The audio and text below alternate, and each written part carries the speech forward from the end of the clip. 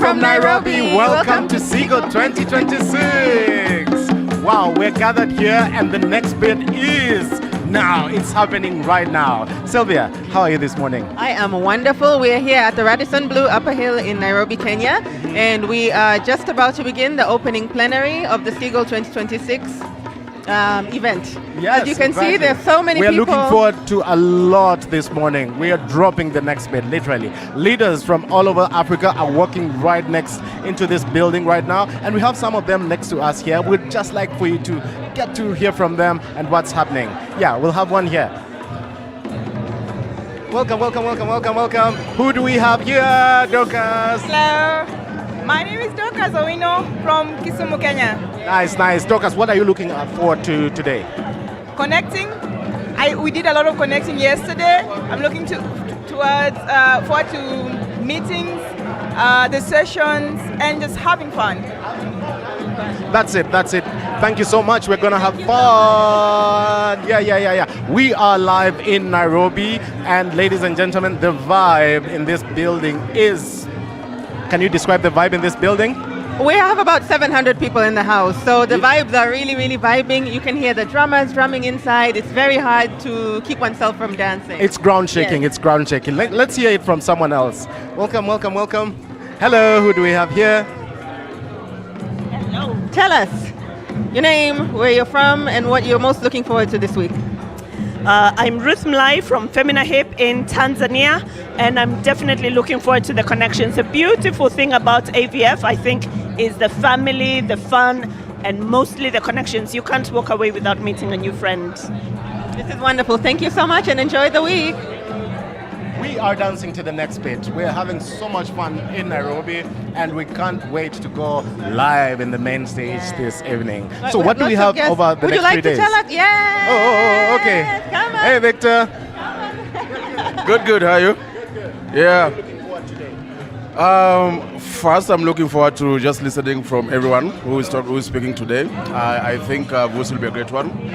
Just hearing from him and his experience, and also just being here among these great entrepreneurs, community-led, people and all that. I'm looking forward to that. Yes. Absolutely. Thank you so much. Thank you so much. Are you ready for the next bit? I am ready for the next. Thank you so much. Yes. We have someone else here. Please. Patrick Ndikumana, talk to us. Yes, how you guys? Are you ready to grow your network? Yeah. Tell us, what have you enjoyed so far and what are you looking forward to today? Amazing conversation with people, very inspiring, very promising. The idea of us working together, expanding our impact, there's nothing more exciting like that. That's our next bit. That's the next bit. Thank you so much. Thank you so much, Patrick. Thank you for joining us. Thank you for joining us. I can tell you, it's getting bonkers in here. People are walking in, great leaders, distractions left, right, and center, but we're all in the name of good vibes and the next bit. What are we looking forward to the next 3 days? Or two days? So today we're going to be having the opening plenary, which is the first time that everybody gets together in one room and sets the tone for the remaining days. Tomorrow we'll have another such gathering where we look forward and imagine the future, because that's really what we're here for. To imagine the future, what can we build, how can we build it for ourselves, and how can we own it fully. Yeah. And then we're going to close out with a beautiful celebration of our award winners. We have 5 awards that we give out every year, and we'll be celebrating those awardees on Thursday night. So stay with us throughout this week and just follow along on the live stream. Yep. And the SFF team has done an amazing job. Someone from SFF is here with us. Temwa! Joining us is our colleague Temwa. Temwa, how has it been? From the organizer's perspective. Yes. Thank you so much. From the organizer's perspective, how has it been? It's been wonderful. I think the vision that we had in mind is coming to life. Everybody here is actually making it really magical, so that's wonderful. Magical. I love that. We're in magical Kenya after all. Well, it is magical. Everything is magical. Thank you so much. Thank you. Enjoy the week. Bye. Yes, as one of the things that I'm looking forward to is the award ceremony tomorrow evening. We can't wait to celebrate our awardees who are doing amazing work throughout Africa. So what makes this gathering particularly special is that we're also celebrating 20 years of Segal Family Foundation. Woohoo! So it's a big birthday party, so to speak. Yeah. Our last very large annual gathering was in 2023 in Kigali, and we've had other annual gatherings before that, but this one is quite like none of the others. Yeah. Yeah, that's it. We have someone else joining us here. Please come share with us your insights, please. Who do we have here? My name is Talo Cisse from Foundation for a Healthier Senegal. Yes. Yeah, great to be with you too. How did you come to Nairobi? How did you get here? Did you walk, run, fly? 10 different flights. 10 different flights, but we're here. How long did it take you? And how long did it take you? But seriously, came Senegal, Lome, Nairobi, about 8 hours total. Yes. 8 hours total, and still we're here. We're here. What are you looking forward to today and tomorrow? I think just meeting friends that I've seen before, seeing them again, connecting with, old friends, meeting new people, and then seeing you guys do your thing. Oh yeah. Thank you so much. We love seeing your thing also on the ground with the amazing work that you do in Senegal. Please keep it up and keep the next bit going. Thank you so much, Tala. Yeah, there we have it. We are about to go. Yes. We are about to go to the main room now, but we are, I think. We're still going to be live streaming, so you can continue following along, watch the rest of the opening plenary, and there will be a very special conversation between two people who have something to say about scale and leadership in Africa. So stay tuned. Fantastic. Yes. And one of the things that will also happen, we've had amazing sessions throughout the week from yesterday up until now. Others are going on. So there are those that you'd want to follow up on what happened in these rooms. People talking about AI, people talking about what happens after the founder, people talking about a lot of things here. And we have one of our friends here, Mudhoni. Hey. Mudhoni, welcome. Please come. We have one of our friends here. Yes, welcome, Mudhoni. We're live. Oh, Mudhoni will join us in a few minutes. But are you ready? Okay. So, yeah. So we have amazing leaders here from the whole entire ecosystem, the funders, the implementers, the thinkers, the builders, the ones who imagine. Everyone is here with us and we are excited. Shall we? Yeah. All right. Yeah, so I think we need to get a few more people to get to hear this magic, how they are and where they're at this moment. We're gonna.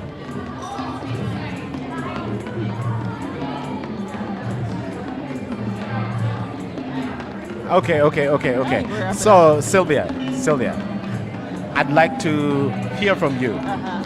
As we're talking about 20 years, what's the amazing work that SFF has done over these 20 years? I don't know that I can fit all of that into one sentence, honestly, but I would say it's been 20 years of funding early stage local organizations and believing in visionaries before it was fashionable. Segal Family Foundation has really walked the talk, and it's evident by everybody who is present here how much energy, joy, and faith they're bringing into the work we're doing, and how they themselves, as the people whose work has been supported, have been doing for their communities. So I think that already is a testament to the wonderful work of Segal Family Foundation. There's more information on our website, as always, and follow on social media to stay tuned with what's happening here on The Next Beat. Yes, speaking of The Next Beat, we have a podcast going on. Tell us about it. Which one? Yeah, we have the Talk Giving to Me. Yes, thank you for mentioning that. So Talk Giving to Me is Segal Family Foundation's new show featuring conversations with peer funders. We know how we do what we do, and other people have their ways of doing things, and it's really cool when we get together and talk about that and share best practices, innovations, and just talk about the things that are usually discussed behind closed doors. So find us on YouTube, Talk Giving to Me. We have 2 episodes out already, and there will be more. Thank you so much for watching. Thank you so much to our online viewers. The streaming is going to happen, still continuing, and we are just about to walk in. We can't wait to have you also join us live. Yeah, so who do we have here? We have someone joining us. Come along, tell us. Tell us. First of all, where are you from? How did you get here? And what are you looking forward to today? I'm Spiwe from Zimbabwe. I came on Sunday. I'm looking forward to network, have fun and enjoy. Speaking of joy, what's the joy that you're bringing from your people? I'm bringing resilient communities, from Zimbabwe, who are thriving every time despite the difficulties. Yeah. Yes, resilience is a big thing that we as Africans we've experienced, and it's good to celebrate that. And it's one of the things that we're celebrating here, even with our awardees during this gathering. So, what are you looking forward to today? I'm looking forward to connect with new people, share my experiences, and being present. Fantastic. Thank you so much. Please, we wouldn't want to take away the moment for you to be present. Please walk back to the stage, and we can't wait to connect with you in the main stage. Thank you so much, Piwe. Yes. Again, we are live from Nairobi. This is Segal 2026, the next bit. We are having so much fun right now. Should we find someone else to talk to? Oh, yeah. One more person? All right, let's see who we have. We have more leaders. Who we have here. Marjorie! You look lovely. Welcome. Do not. Yes. Enjoy. Who else do we have Would here? you like to talk to us? Yeah, please join us, Joy. Come along, tell us. Joy from Zawadi. Oh, Akili Dada. All right. Oh, yeah. Tell us, Joy. So tell us a little bit. Akili Dada is based in Kenya? Yes. All right. So tell us about what it means for you to be here today. What does it mean for me to be here today? To make connection, to reconnect with old friends, to reconnect with new friends, especially because Akili Dada is turning 20 this year. So it's 20 years of investing in young women leaders. And just being able to share those stories of how young women, in fact, some of our alumni are part of this room, and just sharing how young women are actually impacting their communities and encouraging more people to invest in young women and girls. Yeah. We're both celebrating 20 years. Segal. Yeah, we're age mates. We're celebrating together, right? Yeah, What are you looking forward to in this celebration? Honestly, just to learn. I feel like this room is filled with so many innovators who are really shifting their communities. And sometimes you just need to be in a room where you connect with such people who are able to re-energize you and encourage you that, we can keep doing this, especially because the world is going through a lot of upheaval. So, Fantastic. Thank you so much, Joy. It's a pleasure to have you. Please enjoy the next bit with us. One person who we should absolutely hear from. Let me see if I can get their attention as they come this way. Oh yeah. As we're getting more leaders to talk to us, some of whom have already settled, we would like for you to get to feel the vibe of what's happening on the ground right now. So there's some that will just pull for a quick chat here. And so, we have someone from SFF. Join us, please. Join us, Ellie. Come along. Ellie, we're live. We would love to hear from our guests. We'd like to hear from you. Join us. Oh yeah, Ellie. We're going to interview you. Let's start with Ellie. Ellie, how does it? Come. Ellie, please introduce yourself and tell us what does it feel for you to be here? It feels overwhelming in the most positive way. My name is Ellie from Segal Family Foundation, but it's a joy to see everyone that I respect and admire and am inspired by, and I feel warm and fuzzy inside. Fuzzy inside, we are celebrating. It's that way. Yeah, let's have it. Someone next, please join us. Hello. Who do we have here? I'm Nikhil from the Skull Foundation. Tell us, how did you get here and what are you looking forward to? I got here to meet a lot of our partners who are here and also meet some new partners, and I've been loving it so far. It's my first time in Kenya, first time in East Africa. I'm just feeling so inspired. How does it feel being in Kenya? A dream. Did you go for site visits? How were they? It was amazing. I went to the Action Foundation and left just truly inspired. So big kudos to the whole team. What a treat. Kudos to our partners, the Action Foundation. Thank you so much. And please enjoy the next bit. Thank you so much. Cheers. I have found one of our award winners this year. We have Hastings Nklane from Acades. Please tell us, why are you here? How are you feeling about being here? And how did you get here? Yeah, quite amazing. It's so much energy, so much power, so many amazing people. A very huge opportunity to reconnect with long-time partners, friends, and a lot of learning in terms of what, all these African visionaries are doing across Africa. Yeah, quite excited, and it's a big day, a big week for us, being one of the awardees. We are quite excited and we can't wait for tomorrow. It's amazing. Getting to Kenya from Malawi, did you walk, drive, or fly? Or did you crawl? Probably I ran. I ran. I've been here for a week. Last week I attended the Livelihood Impact Fund a partner forum, and this week we are here. Quite a big month for us. Sure. Fantastic. We're so happy you're here. Thank you so much, Hastings. Enjoy the morning. Enjoy. Yes. Who do we have here? Oh, we have Evelyn Mary Odhiamba from Yanam with us. Come to the middle. Yes. How does it feel? How does it feel being here? Africa is doing it. Segal has brought Africa alive. The potential in Africa, the work that Africa is doing, Segal has brought it alive, and we are here to enjoy it. We are here to affirm it, and we are here to push it forward to the next bit, to the next 20 years, and see what we can collectively do to raise Africa from levels to levels, our communities, our families, but just make sure the beat is beating. Okay, the beat is beating. Yeah. Thank you so much, and as a Kenyan organization, thank you for hosting us in your beautiful country. Enjoy the morning, Evelyn. Thank you. Bye. Thank you so much. We're about to go back. All right. I think that's our cue. Yep. All right. I think we're about to get to the big stage, ladies and gentlemen. We can't wait to hit the big stage there, and we're going live. Thank you so much for staying with us, and we can't wait to share exactly what happens here. We are celebrating. We're here for the next bit. Sylvia, what about you? I'm also here for the next beat, and the next beat is now inside that hole, so we gotta go. We gotta go. Ladies and gentlemen, thank you so much. See you in the next room. Bye. Yep. And we're out.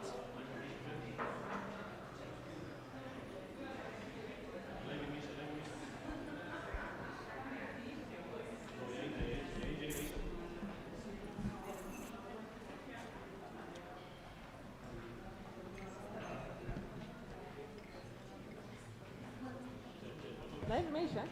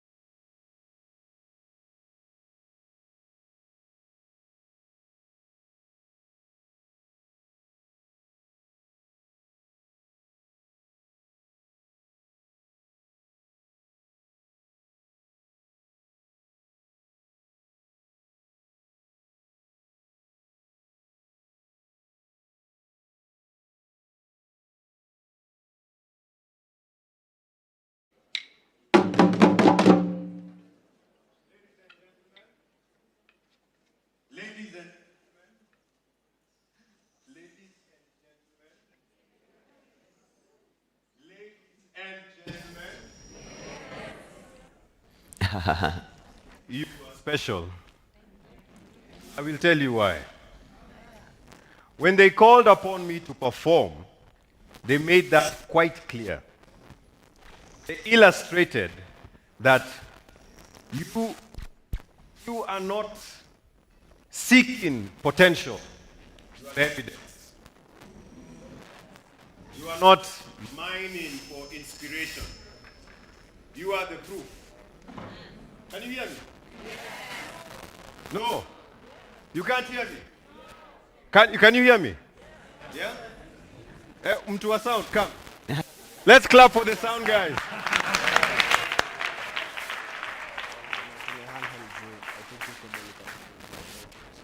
Check 1, 2.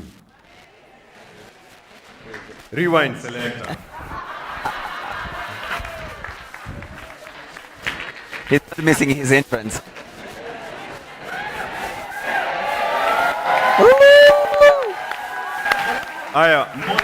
Sorry? He does. 2, 1. Ladies and gentlemen. Yes. You are special. Let me tell you why.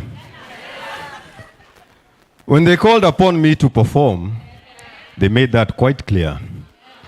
They illustrated that you are not seeking potential, you are the evidence. That you are not mining for, you are the proof. You are the doyens with the solutions, the roadmap to deliverance, and I believe it. In fact, they told me to stray away from common tropes such as, oh, Mama Africa, pour us your porridge that we may drink. Deep in the savannah lies a treasure that none can fathom. Oh, children of the soil, open your eyes that you may see. Instead, they told me that I am meant to make the room arrive. Have you arrived? The question is, arrive where? There's a deep meaning in your presence here, and it spells out the answer to that very question. To unlock this, we must go beyond ourselves and seek out what clearly exists within these walls. And then we must raise in action our words. We must raise the value of our words once this is over, because that is the only time we shall truly know that we have arrived. Story time. Once upon a time in a savannah near you, there was a rabbit, my mom once told me. Yeah? This rabbit was hip and hopped all around the forest, she told me. A little cunning creature crested with fine, strong hind legs, she told me. Until one day, this rabbit met its match, or so it thought. A tree with fruit high up, she explained. When this rabbit reached the footpath, he exclaimed, oh, what a wonderful treat I see with my eyes. One hop of my hind, and surely this will be my prize. And so the rabbit hopped once, then again, and again, but to no avail. This fruit so juicy, so nice, away from his grasp it remained. Frustrations grew in his hands, he threw at this cruel task refrained. And finally he said, it's not even that tasty. And on his way, he remained. This story is not about the rabbit. This story is not about the fruit. This story is not even about the tree. This story is about who must the rabbit become to finally get his feast. South Africa, are you here?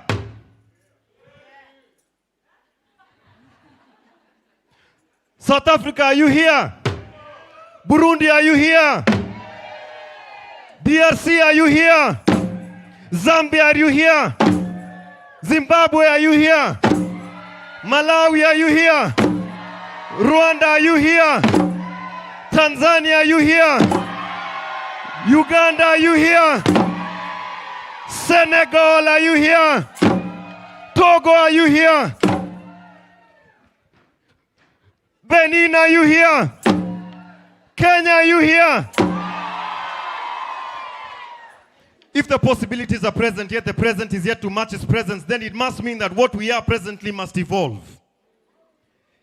If the possibilities are present, yet the present is yet to match its presence, then it must mean what we are presently must evolve.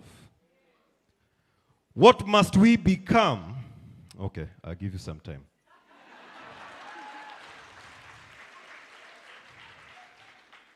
What must we become to truly actualize the possibilities that face us today? What is this load that we must let go to enable our ship to sail?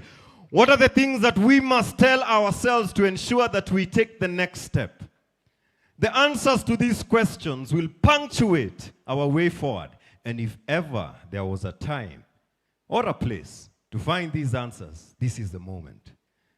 That is why I'm saying there's a deep meaning in your presence here, and it spells out the answers to these very questions.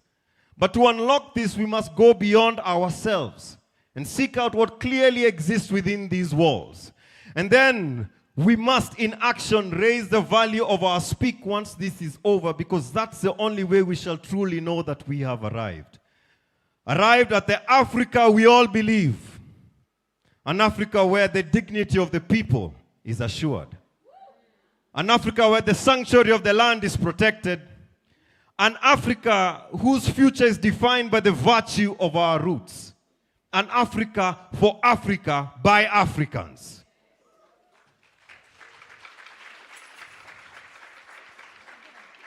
"20 years a journey brewed, and now you sit at the edge of 20 more. A song started in search of truth, and now the score is waiting for an encore."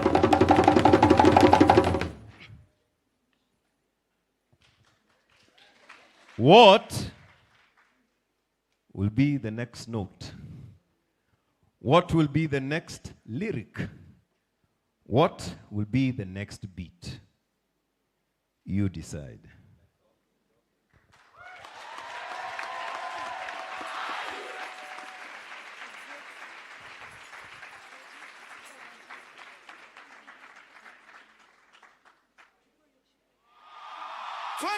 The drum they talk.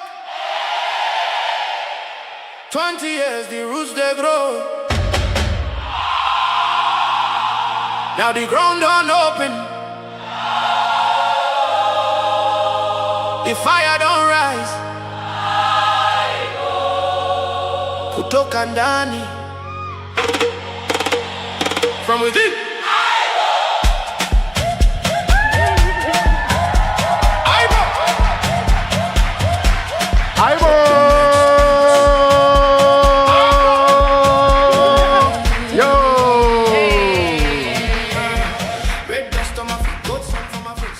Good morning, Nairobi!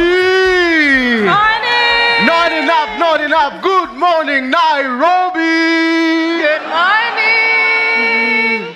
Welcome to Segal 2026, the next beat. Yeah! Make some noise, make some noise. Not enough, not enough. Make some noise, please. We have our way of ululating. Please do that too. That too is the next bit. My name is Sylvia. And I'm Zira. I'm here with my colleague extraordinaire, current Tanzania Program Officer, former grantee partner, and beloved by many. Let's hear it for John Rexford and Zira. Thank you so much. And with me is the host with the most. You must have read her opportunity knock emails, have you? Yes. You might have seen her on our podcast, which is Talk Giving to Me. Ladies and gentlemen, our comms officer, Sylvia! Thank you. So, in this country, in this culture, in this city, you never start a day as big as this sitting down. So, first things first, everybody up on your feet. Yep. You might have seen this on TikTok. You might have seen this on your phones somewhere. And this is the Nairobi vibe that we're all looking forward to. To help us, we have the Four Winds team to come on stage and do us some Nairobi magic. Sometimes you might hear this in the Nganya in the morning when you're going to work. Sometimes you might hear it after work, but this is the Nairobi magic. They're going to show us how it's done. But it's basically put your hands up, down, and sideways. Let's go. Good vibes. Okay. These are our friends from Bowens.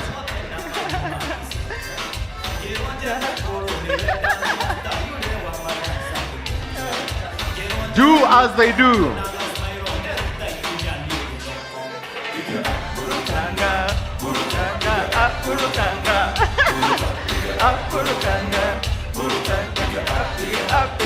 Hey. Some are not Burukanga. Burukanga is about good vibes. Yes. Up. Nice. Let's go again. Thank Now that we have you. how it goes, let's go again. Let's start afresh. One more? There's some, especially this side. I don't see the Burukanga. You guys need to fly.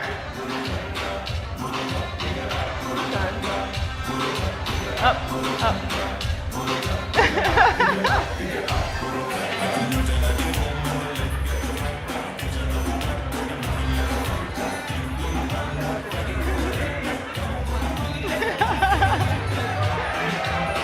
Go low.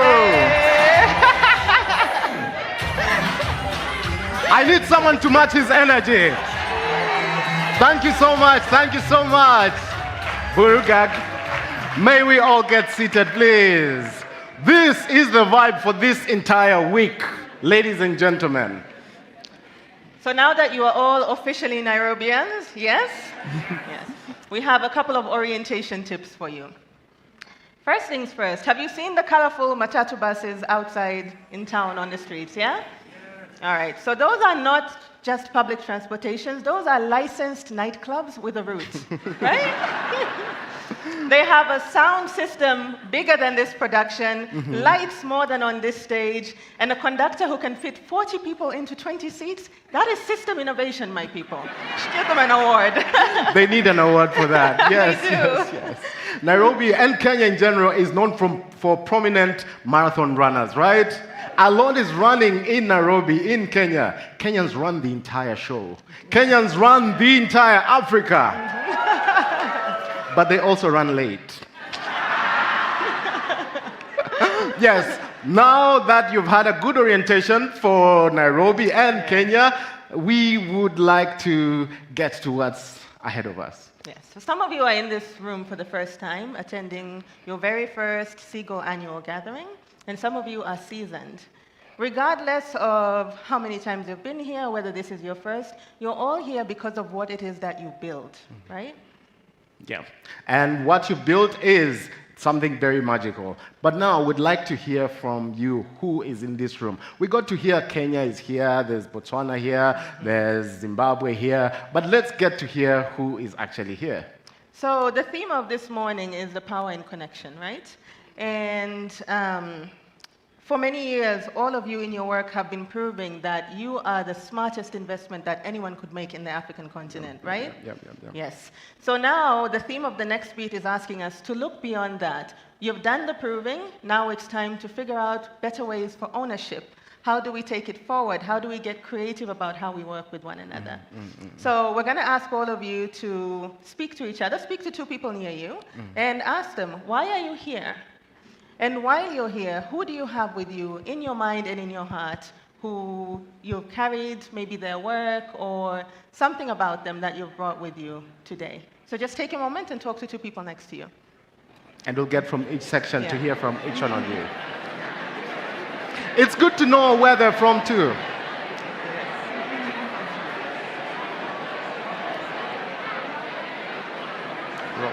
So good?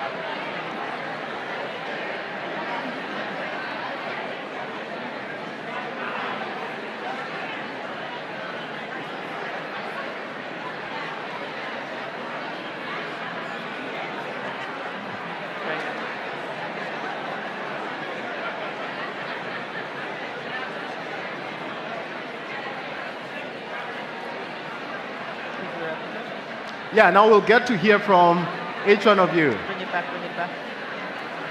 Okay. I know when we're given time to have a little chatter, we go a long way. Ladies and gentlemen. All right, let's bring it back. Let's bring it back. Let's bring it back to the stage. This side. If you can hear me, say, "Ayo." If you can hear, say, "Whoa, whoa, whoa." Tell your neighbor back to the stage. Thank you so much. But yeah, people, once they're given the time to talk, I think we have a good chatter here. This is the next bit, but we understand. We'll give you more time.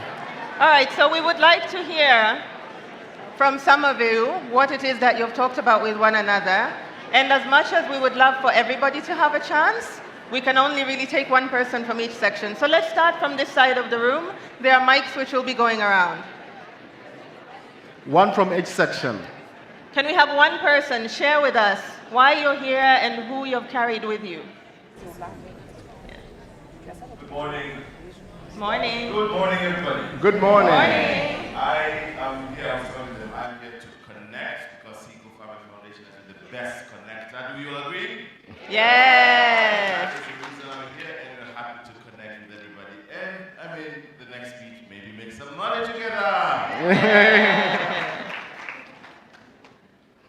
Anyone else from that section over there? No one. All right, we have one hand. Oh, there's one here. Okay, sure, please go ahead. My name is Maureen. My other name is Amakabana from Nairobi, Kenya. I'm here to meet, connect, and also to bring in the voice of the for-profit women-led businesses. Thank you so much. Welcome. Shall we go to that side? That side, do we have Yes. anyone? Okay, there's a hand there, please. Let's hear from this side. There's a hand there.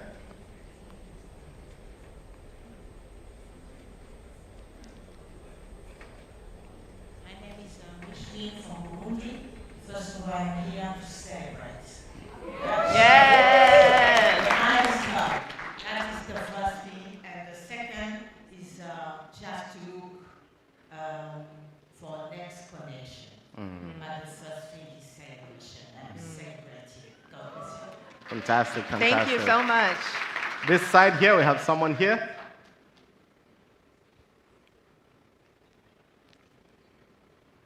Good morning. Good morning.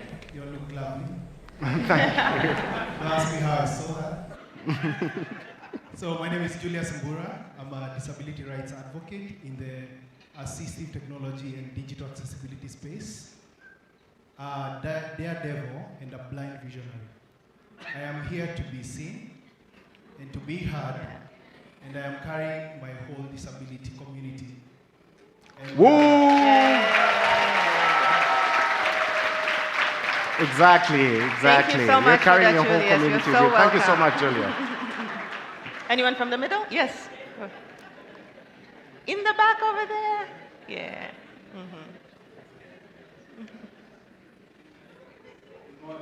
Good morning. My name is Pius Bo, but I'm here to share a story of Claire. She told me she works with disability schools, so her story, she carries someone's heart until here. She's still thinking about her. And the student's name is Efa. And Efa, she's a person with disabilities. Now she's thinking on how ways can she help him so as can be able to access the school. Yes. Fantastic. Thank you so much, Thank and you thank so you for much. bringing Yes, your go community ahead. with us. Rose Kanana.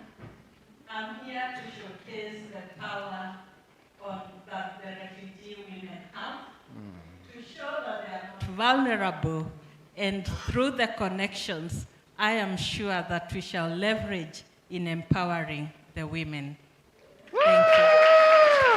Okay, we can only take one more. Let's go right One over more from there that. in the back. Yeah, there's someone at the back who has already stood up.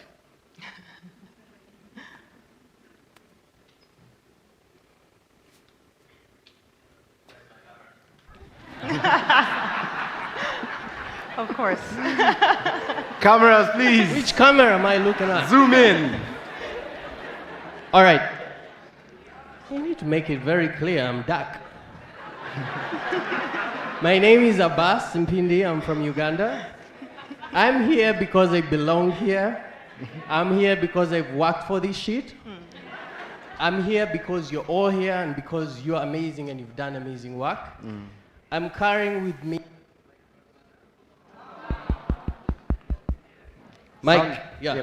I'm carrying with me my grandmother that introduced me to journalism, and that I continue to use journalism to make the world a better place. Thank you. Yes. As a journalist, it's clear that he needed the camera. Oh, yeah. Thank you so much, Abbas. So we asked you about who you were carrying in your hearts because as a community, we're also carrying someone collectively. Before we gathered here in Nairobi, not too long ago, we lost one of our own, Marie-Ange Raisa Wamungu, the founder and executive director of Impanuro Girls Initiative, who is a Segal Family Foundation partner. Yeah. So in honor of her memory, as we do, may we please all rise and take a moment of silence in her memory.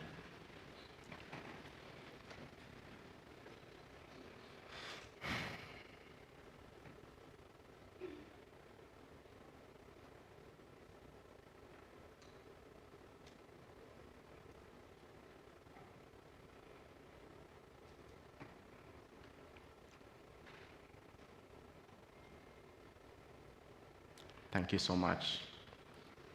Murakoze. Raisa was one of the biggest part of our community. She's who this community was meant for, and she was part of a big community, and we were looking forward to having her here with us. And she has done amazing work in Rwanda with young women and for her community as well. So for whoever is here, the ones that you've left home, the ones that you're thinking about, please carry them here so that they also feel the magic, they feel the next bit. Speaking of community, this community didn't build itself, right? This community exists because of those who believed in African visionaries before it was fashionable. We stand on the shoulders of Barry Segal and other people who believed in African visionaries, African local homegrown solutions to our own problems. And so today, let's hear from two of our very own leaders who are going to set the framing for us for the next couple of days. We would like to hear from our board chair, Martin Segal, and our executive director, Dedo Baran Shamaje. Welcome on stage, Martin.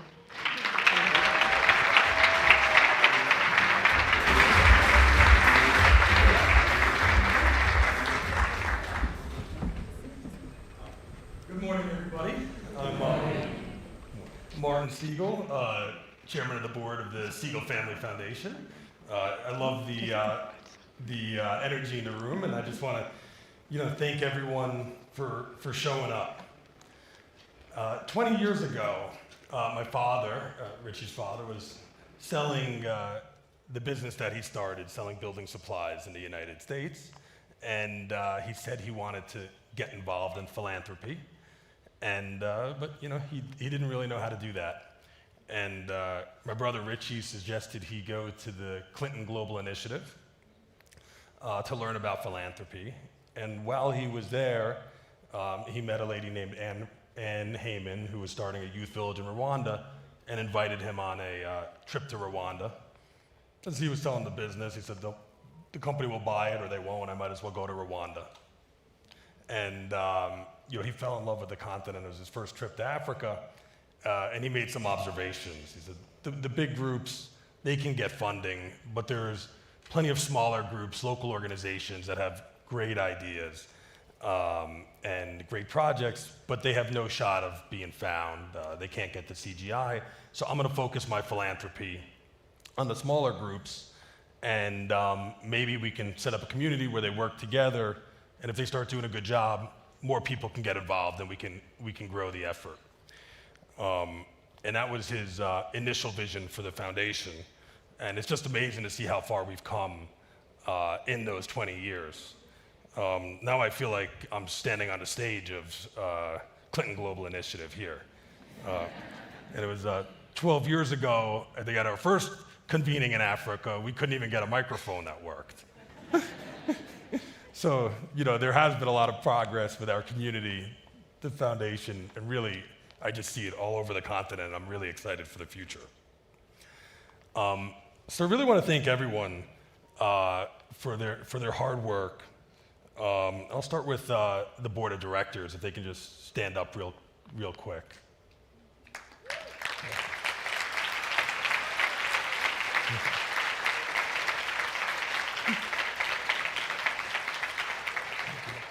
Thank you all for your tireless focus, and the family too that we have here. It's my daughter Elin, the next generation, and we'll have some other family members here later. Of course, all of our partners and other partner funders that we've all worked together on this journey. Thank you guys. But most importantly, the team that put this together, the Segal family team, I think they're the best leadership team that I've ever worked with. And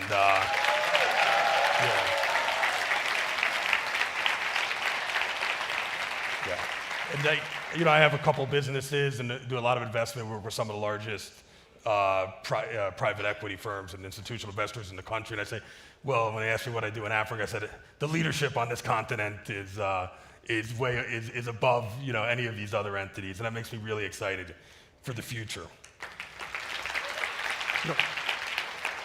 The team did a tremendous job putting on this event, but really they just worked nonstop to really pull this community together and to make everyone's efforts to multiply them. And it's really special, and the family, my father, and everyone is incredibly appreciative. And I'm just grateful to be a part of this journey and be part of the next beat. And I think when we look back in 20 years, just like I can do now from the beginning of the foundation, because of all of our efforts working together, I think it's going to be incredible what everyone's going to accomplish. I think we're going to work closer together, and there's all kinds of great, new technologies, AI, things that we don't even know yet that are really going to help everybody. So, one thing I keep hearing is, should I focus on AI? And I'll tell everyone in the room, yeah, you should probably incorporate AI into what you're doing, whether you like it or not. It's going to be helpful, and it's going to be empowering. So for the past decade, every crisis the world has faced has been an invitation for philanthropy to act differently. We live in urgent times, and many of you in this room have shown yourselves to be the most capable, imaginative, and visionary leaders to meet those challenges. That is why we believe in the power of this gathering, a vision my father set in motion 20 years ago, and one that remains ours and yours today. I'm sure that we all agree that the best solutions for a thriving African future are gathered here now. What they require are shared visions, trusting relationships, and reciprocal, bold commitments. This year, we marked 20 years of Segal Family Foundation.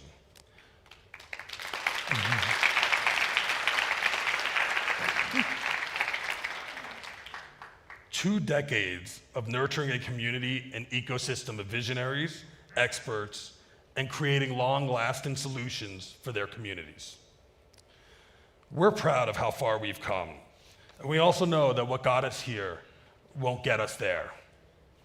In our next beat, our foundation sees convening people to imagine and build forward as vital. It is the responsibility of all of us gathered here as donors and doers to bring the capital and connections to strengthen the infrastructure for this continent's self-authored, thriving future. So on behalf of the family and board, we cannot be more excited for the Foundation's next chapter as we carry forward my father's legacy. Thank you very much.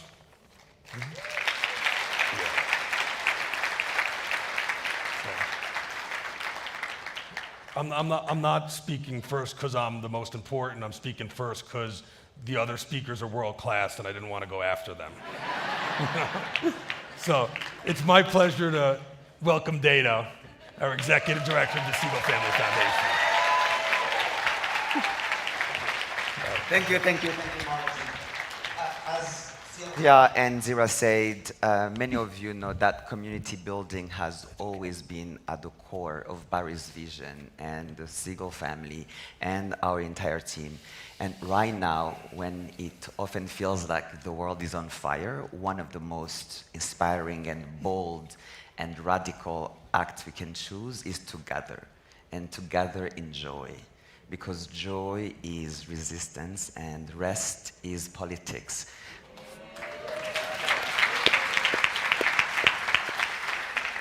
For the next couple of days, let's stop and smell the roses and reflect on our shared human experiences. We hope that you all feel allowed to be joyful and to be thoughtful and to be hopeful and to be inspired at Segal 2026. We designed this gathering to be exactly the space where we all come and share our bold ideas. We invite you into a world of imagination for an Africa that we want, and the Africa that is possible and that is probable. And for the remainder of Segal 2026, that's where we live. And on Friday, let's step out and say, okay, let's do this together. Let's make this Africa we want a reality of every day. I'm not going to bore you with interminable speeches. I think it's important to note that you all gathered here because we firmly believe that you are the architects of this continent's future. You are the experts, you are the visionary donors, doers, enablers, and weavers. And this gathering is designed to be a launchpad into this future of intentional, creative, intimate, and bold collaborations. And there might be ways in which we have gotten the design wrong, and where we are repeating old patterns that no longer serve us. Please use your seat at the table, your belonging, to not only enjoy the room, but to shape it and to interrupt when necessary in service of the next beat, ours and yours. Now, once again, welcome to Segal 2026.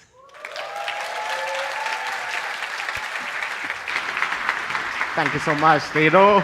A round of applause to Martin and Dedo. That's our leadership. Not enough, not enough. A round of applause to Martin and Dedo. Thank you so much. That's the energy that we need. But now, as we're getting into the next moment, I'd like for all these cheers to be quite unique. Let's get specific cheers from different parts of Africa and the world as we're building up to what's next. Yeah? Mm-hmm. How's that? Yes, sounds good. Good. Let's start with West Africa.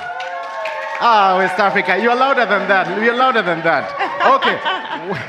Let's start with West Africa. Oh, we see them. We see them. Yes. This is a community that you're building over there. Yes. And who else do we have? We have Southern Africa. Southern Africa. Who else? Oh, we've done everyone, right? We're done. East Africans will be mad at us. So Central Africa, the rest of the world, before we say hi to our hosts here, East Africa, let's hear it from Central Africa and the rest of the world. You're feeding us this, because this is the energy that we need for our next bit. Yeah. And to our hosts, East Africa. Make some noise!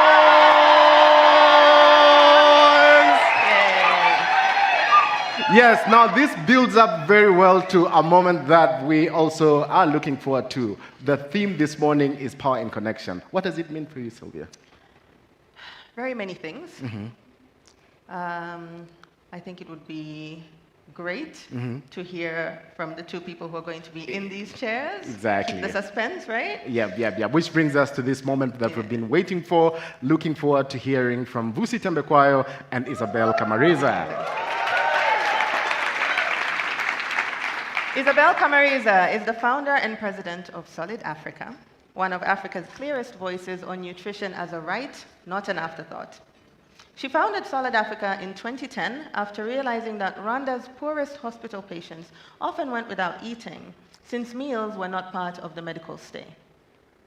What began as a home-cooked food carried in plastic containers now runs through Rwanda's first industrial kitchen that serves up 1,500 patients, 3 meals a day, amounting to nearly 15,000 plates daily, 19,500 meals every day. In 2023, the government of Rwanda signed a public-private partnership with Solid Africa to extend the model to 47 public district hospitals. This is not a small feat. Yeah. Isabel's honors include the 2024 Global Citizen Disruptor of the Year Award, the 2024 Elevate Prize, the Forbes Woman Africa Social Impact Award, and Segal Family Foundation's System Innovator Award. She is a proud African Visionary Fellow, a longtime SFF grantee partner, and one of our board members. Joining Isabel in conversation will be Vusi Tembekwayo, a South African entrepreneur, investor, author, and international speaker.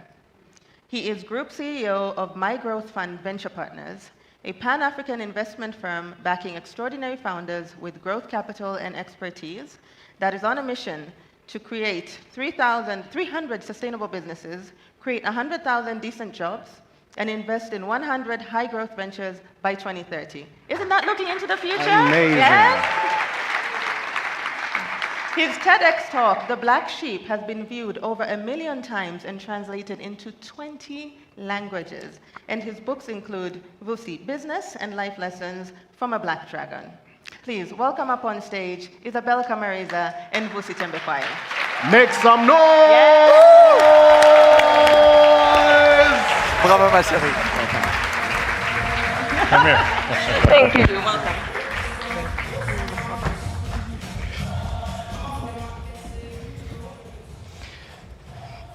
All right. Hi, Isabel.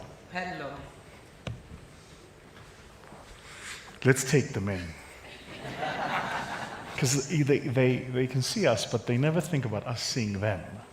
Let us pause. I often have these moments when I get into my hotel room and I look at the mirror and I wonder if somebody's looking through the mirror. They might. Have you seen all those videos with the I'm cameras? telling you, I'm telling you.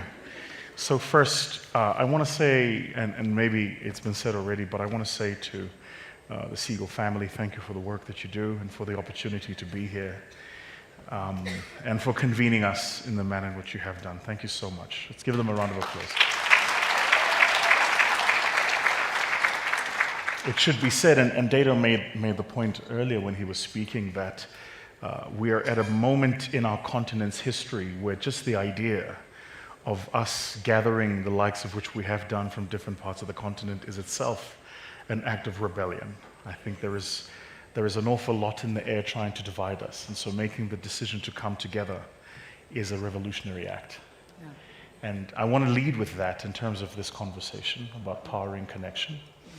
So I was going through some of your stuff, went and read up all about you, as one does, phoned one or two of my friends in Kigali to ask all about you. So I know all the stories. I know about the nightclubs, the partying, the late nights. I should tell you, by the way, they told me that you're a party animal. You haven't partied until you've partied in Kampala. Let me tell you. Let me tell you. Let me tell you.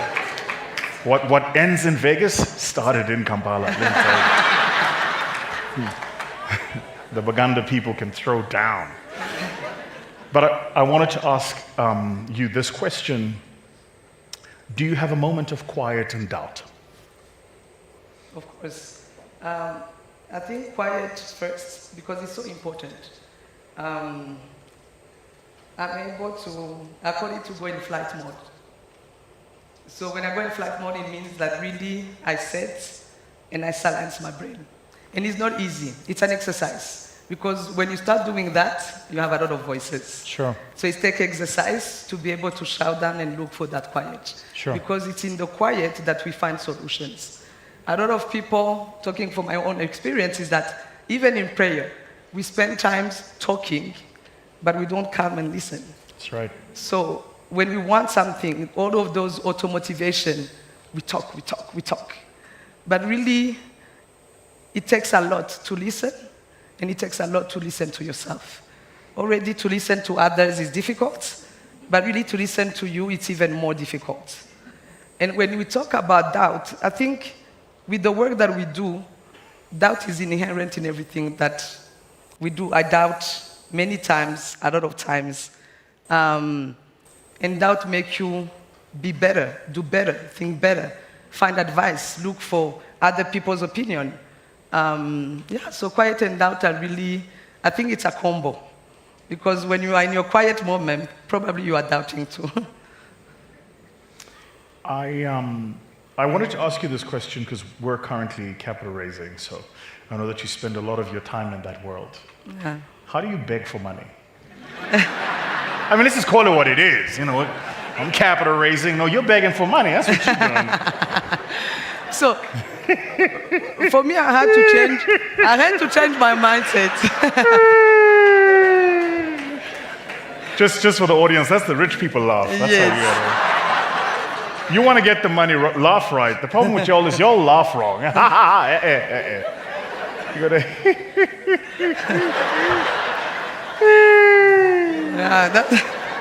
you gotta laugh to let them know you know how to eat right. That's what you gotta. Yeah.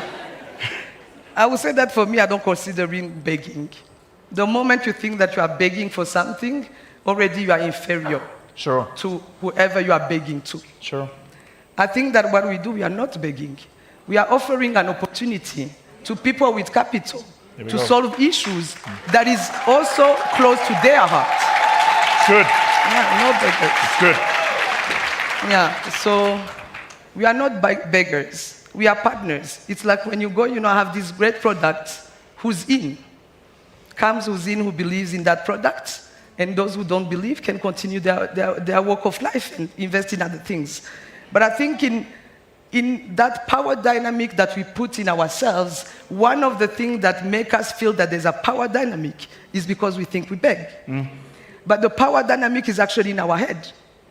So for me, and that's my personal opinion as a Christian, what I do believe is that for the people who have the money, who came into this room, they are looking for something. They want to make this world a better place, in a way or another. And for us, also in the room, that's the same belief we have and the same conviction. So I think it's to find the right partners, the right people with the same belief, and then nobody would be begging. Because then we can say, are funders also begging for impact? That's good. Are they begging for return on investment, being in your world of business or whatever? So if you are beggars, they are beggars too. If you are not, they are not. That's how we should consider it. Good.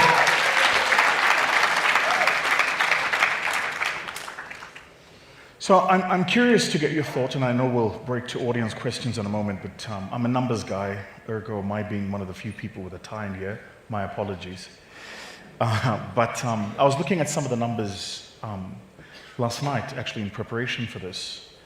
So when I'm bored, I try to either, build a regression model or a Monte Carlo. These are fun for me, trying to work out statistical averaging. But I was looking at some numbers yesterday. You're going to find this interesting. In the year 1900, the population of all of Africa was an estimated 140 million people. Said differently, between 1900 and circa 2020, our population went from 140 million people to 1.4 billion. We 10x'd. That's about a 2% compounded annual growth rate for a period of about 120 years. Adjust, of course, for whatever events might have taken place in the middle of this. But so that's the high-level number. The other number to consider is at that same time, our economies have grown at a rate lower than the population growth rate. But the real problem, and I was just looking at the numbers yesterday, is what they call the Z-scores, the levels of sophistication of our economies. So whereas in the 1900s, we had 140 million people, we're at 1.4 billion now. We'll be at close on over 2 billion by the year 2050.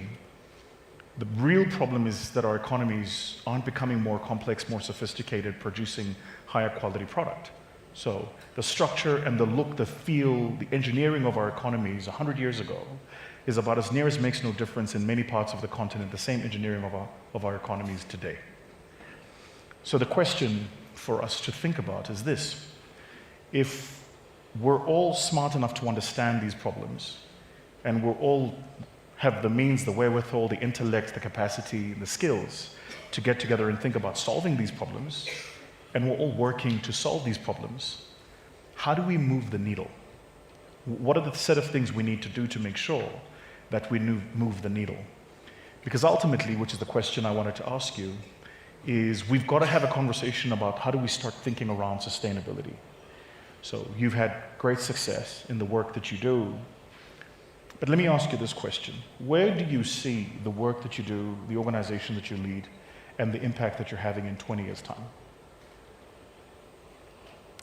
And maybe as you think about that, let me tell you the reason I asked this question is because I think in large part, and Data made the point earlier when we were in conversation, one of the things we should be thinking about is how do we make sure that our initiatives are sustainable, that we don't have these stop-start, good, well-intentioned initiatives. We're gathered here today because a man traveled here 20 years ago, more, and saw the opportunity to do something and has built an institution around it to make the thing he's built more sustainable.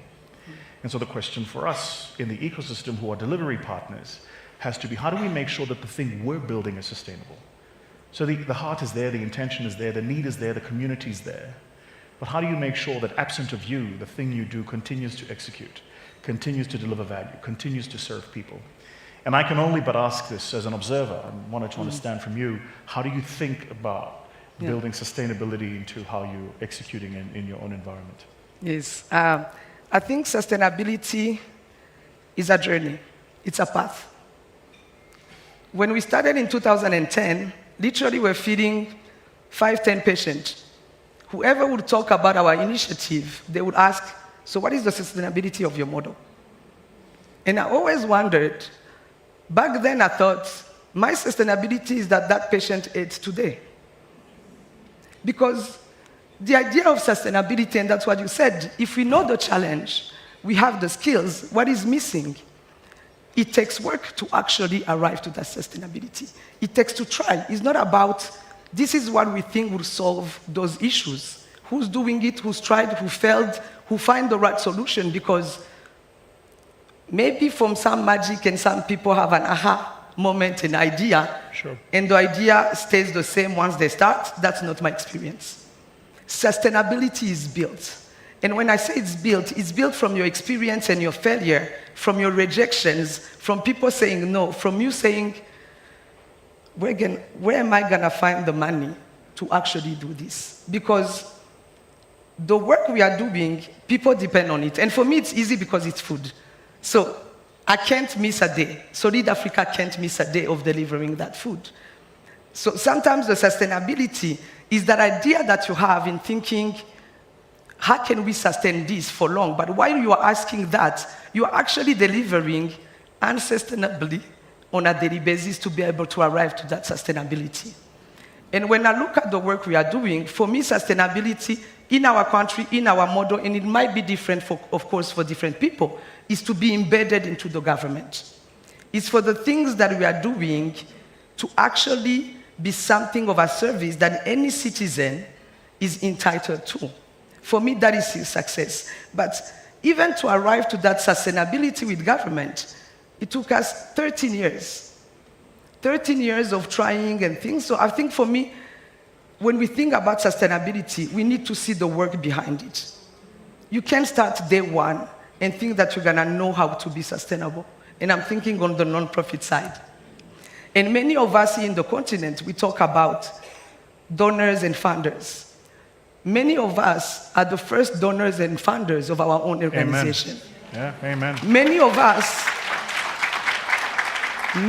us are the biggest philanthropists that we know in our continent. Now, when that is evolving and you are looking that you have spent everything you have, you've asked your friends, you've asked your family, you've asked the community, whoever you have encountered, you have to ask that question, will it continue like that? And one of the things for us as a solution at Solid Africa was, it can't as long as we don't embed ourselves in the government, and that will be success for us. Yeah, I mean, I hear you, and you have my deepest sympathies. We're gathered here. This is an open plenary for sure, but I think we can have a family meeting. Government business and government relations is difficult, right? The truth of it is that many of us are building things that outlive the cycle of government, right? And so in many other countries from which we come, you may be engaging with a person who has the levers of power today that might change tomorrow. They might have a policy position today that might change tomorrow. And this is also Africa. They might have a politic today that changes tomorrow. And we have the responsibility to think through how do we make sure the things that we do work outside of cycles of power? how do we make sure that it is sustainable? So I hear you on working with the state and partnering with the state. But the hard part here is that the truth of it is that we do as much education as we do selling. As much as we're evangelizing the work that we do, we often need to educate on why that work is important. And so one of the things I was curious to understand from you, Isabel, is how do you think through educating who your ecosystem partners are? And let me talk from our perspective. I was sharing earlier when we were sat in a closed room with the board that I think one of the challenges about being able to identify patterns and see opportunities is often you will see a wide, gaping, open window that nobody else sees. And then you will try to shout to the world, guys, there's a window here, we can all go through it. And in that period where you're shouting there's a window and nobody else sees it, people think that you're either unintelligent or insane. And so there is this laggard effect where you're either presumed to be stupid or you've lost your compos mentis. And over a period of time, people realize you were right. But in that period of time is very, very painful for your pocket personally. Can we be real, somebody? Can I get an amen? Amen. That's the point you were making about we are our own kind of backers, right? And so in that time, you're working, you're building, and you're having to educate. What we've found is that education process is actually a lot more important than the value proposition process. By the time you're going into the conversation in our business about what you can return, what your distributions might be, the impact that you can have, by the time you're having that conversation, you needed first to have started with an education about why the problem is worth solving in the first place. And so I'm curious to understand from your perspective, Isabella, how do you think through educating around why the problem matters? Now, admittedly, you said in your business and in your environment, the thing you do is a hard deliverable that you deliver every day that has a real impact and people can see it. But before you're even executing on that, you're having to show people what the importance is. How did you think through educating who would be your partners around how to do that? Yes, I think educating people really requires patience. And I think we also have to remind ourselves that we have been educated by the issue that we are solving. And we then have to have the same patience when explaining it to somebody else. Sure. That's one side. On the other side too, educating is frustrating because one part of education that I find frustrating in talking about the issue and how it's important is that people think they already have the answers. So while you are talking about an issue, people are saying, because as that issue was never talked about, when we look at global health, nutrition in hospitals is never touched upon. Right. And many people assume that in many countries in Africa, food is part of the hospital stay. Right. Which is not true in many countries, not just in Rwanda. So already educating on a problem that somebody doesn't encounter every day, when we look at the funder side, becomes really difficult. When we look at our own community, educating on a problem that has been such a status quo. Since colonization came, they built hospitals, they never built kitchen in hospitals. So that status quo has been there for a lot of years.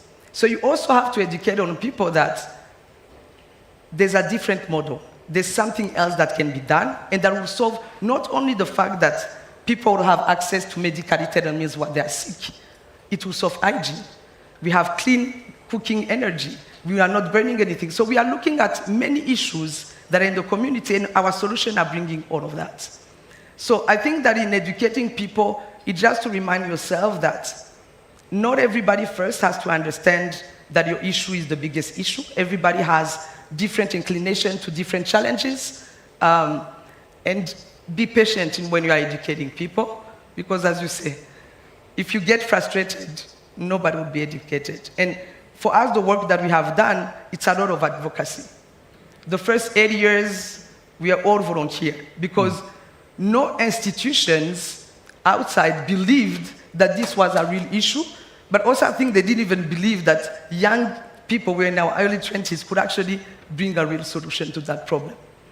So patience requires for you to be patient with others, stay motivated and not be frustrated, and always remember the reason you are doing that.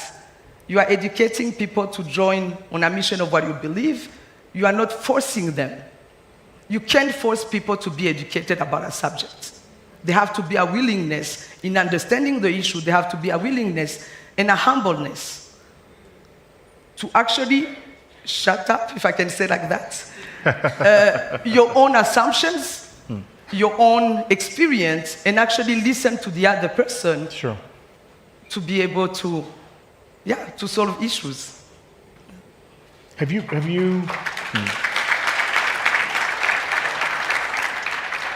met Brian from Togo? Sorry? Have you met Brian from Togo? No, Do you guys know Brian from Togo? Togo. So when you're an African and you're doing work evangelizing the continent, and you say, well, you know, I'm from, I don't know, let me think of a place. I'm from Kinshasa, or I'm from Nigiri in Nairobi, and somebody says, oh, do you know my friend Brian from Togo? No, I've never been to Togo. And so I asked that question glibly because there's also, my sister Chimamanda Adichie puts it beautifully, this danger of the single story. There is this lumping together of who we are. And the truth is that we are one. We have a set of values and cultures that make us the same. It's the reason the event here started with a drum beat and we had a spoken word and we danced. Let me make the point very clear. Nobody outdances South Africans. But let's move on from this. Let's move on from this. No, don't argue with me. Y'all can go argue with your ancestors. Don't bring it here. But so there are a set of things that are common to us. There is a warmth about what it means to be an African. There is just the fact that in the gathering of this room, there is a plethora of color and texture and patterns. This is a uniquely African thing. You don't have to be, this is why, I always say, you're not born in Africa, Africa's born in you. And this is true too, right? You can meet somebody who, we have by God's grace, we have an incredible business in the Caribbean, and so I spend a fair amount of time there. And one of the things I love about traveling to the Caribbean is you'll meet people who are generations in living in the Caribbean. But when you look at them, talk to them, and get a sense of their life and culture, they might as well be coming from any part of the continent. So it's in us. But that true as it is, there's also layers of complexity in the environments we operate in. And sometimes when we're engaging with international partners, there is the need to explain why the impact is important, but also the need to be honest about the layers of complexity. Because the complexity gets in the way. I shouldn't say this out loud, but the need sometimes by our administrators to over-regulate and under-innovate. To create the job, there must be a law that must be enforced. And so there's laws that we're all having to abide by, which laws are just not consistent with the environments we're operating in. And so when you're engaging with an international partner, you get asked about Brian from Togo. And you've got to move the conversation from, let's have a conversation about the complexity of dealing in the beauty of these 54, 55 nations, if you consider the continent that we're in. I want to ask you, how do you deal with the Brian from Togo syndrome? The Brian Everybody here is from going to Togos. leave looking for Brian from Togo. Yes. I assure you. The Brian from Togos. How do I deal with that? I think, again, you try to justify. Like, I think at the beginning, do you know this, do you know that? Africa. I remember the first time I was going to the US, I would say I'm from Rwanda. They say, where's Rwanda? In East Africa. Where's East Africa? In South Africa? No. Told you. See? Told you. It's us. By the 10th trip, they will say, where are you from? Rwanda? Is it in South Africa? I would say, yes. Because tired of explaining where you are coming from. Yes. But then I realized that at the end of the day, we are going back to the education. People live in bubbles. And when we talk about, and even Africans, even us Africans, when we talk about Africa to other people, we say we in Africa. So we are also part of that globalization because rarely we say we in Europe. No, people say we in Italy, we in France, we in whatever. because each country have their own identity and the way they do that. So beautiful. But Africa has been bundled as if we were one person. And that idea of bundling us also trickled down on the solutions that are offered for Africa. Once a solution works in Zambia, we've tested, we can go and roll out. You got to clock that. Once we've Clock done that. this, we can do this. Come on, young people, clock that. Yeah. Y'all got to clock that. Clock that. So I think generalization is on both sides. I think us as African has to consider the complexity between our different culture and our So different good. countries. And knowing that what I'm doing in Rwanda might fail completely in Uganda. Amen. Might complain completely in another country. Amen. Now, when you don't bring those complexity, you talk about complexity. And there's a story, when we started at the beginning, people, you have to do study to show the impact. You have to do those studies to show the impact. And I remember one of our first studies that were financed by a university, we hired data collector. And they would go to patients, and one of the questions was about nutrition security. What have you eaten yesterday? What do you eat normally? What have you eaten today? And people won't answer. And they will say, what do you want to know what I ate? Why is it important to you?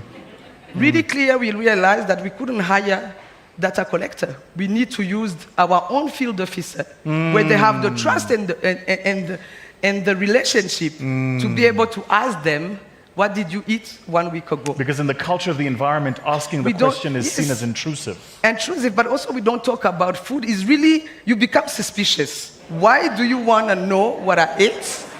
What is the I hear reason that. behind? I hear that. So all of it shows that we need to understand the complexity ourselves, but also I think in these, I would say, transactional, sometimes that is not relationship, it's really difficult to be able to explain those complexity in an hour, 1 hour Zoom, That's exactly in a 2-pager, in a 3-pager. So whatever you put as solution, people would interpret it differently, saying like, did they think about this, but what is this layer? And it's really difficult. And that's why for me, Segal Family Foundation, being the first, I would say, outside of Rwanda foundation to be able to fund us, one of the success of why they have funded us was because the program lead in the country was African. Because she understood what I was talking about. Similar to somebody who is in New York would have said, this doesn't make sense. Let people have money to buy their own food, create jobs creation, do this, like capacity building out of that, but don't give them food. So it requires experience, it requires expertise to be able to understand those complexities. It needs a round of applause. That was good. That's good. I love the point you made about how complex our continent is, right? There are parts of the continent that if you travel to, you'd be forgiven for thinking you're in upstate New York. You'd be forgiven for thinking you're in Europe somewhere. And then there are parts of the continent that just off the gaze of the eye, you know exactly where you are. And by the way, these can be less than 10 kilometers apart, right? So we can go from first world to other world very quickly. And sometimes it's the ability to communicate.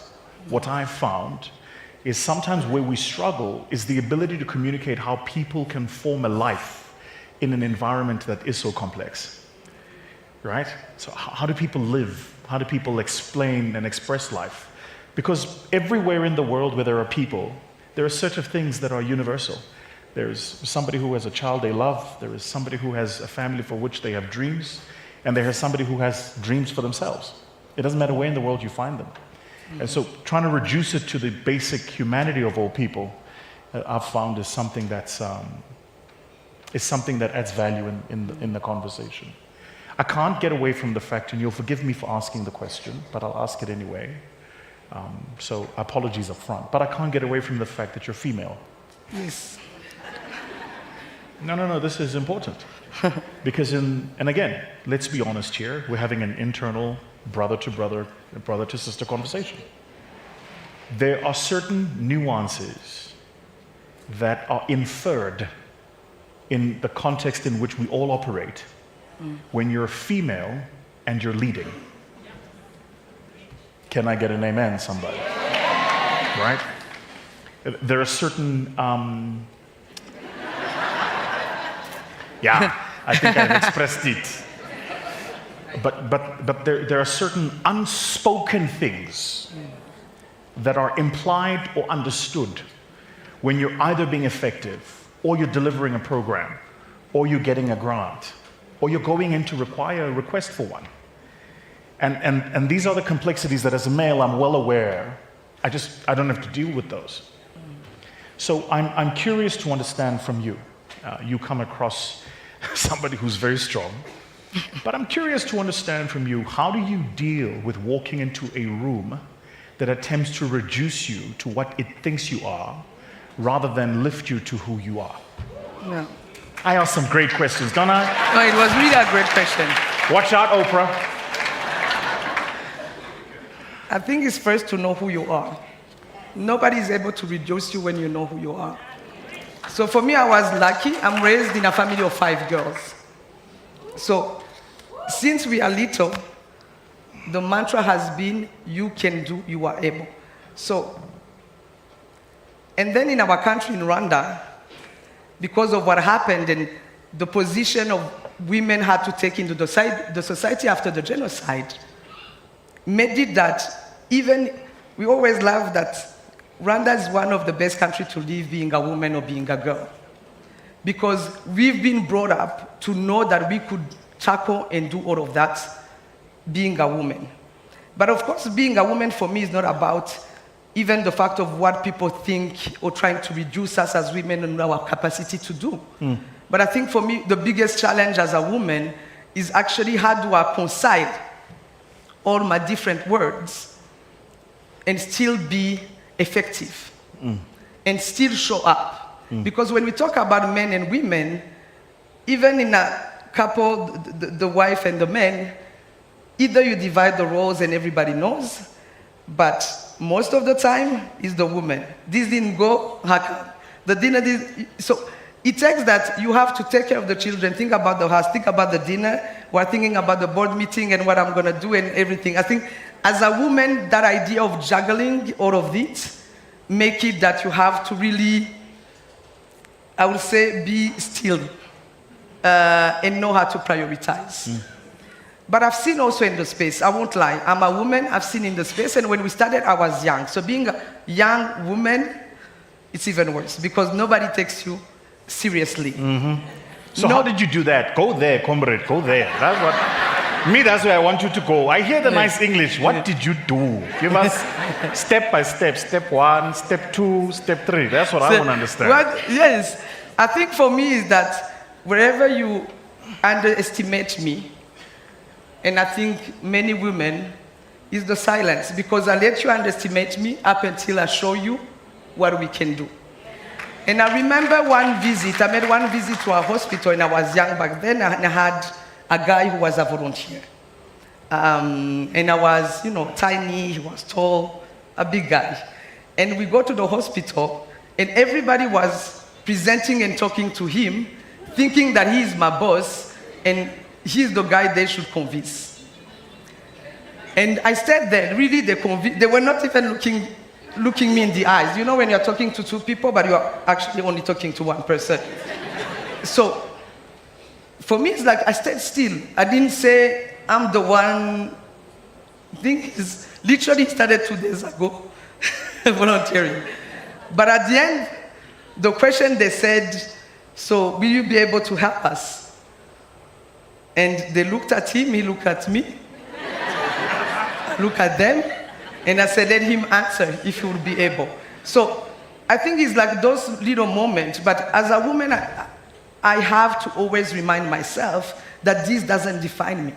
Whatever action, whatever thought, whatever thing you think, if I'm inferior, if I think, it doesn't matter because I know who I am. And I think as African, as women, as young ladies, that's the first thing we should work on, is to know your identity. If you know who you are, nobody can mess up with you. It's good.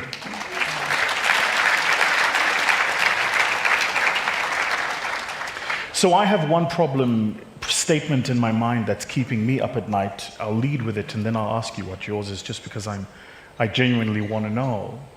And the question that's keeping me up at night is, can this be solved in my lifetime?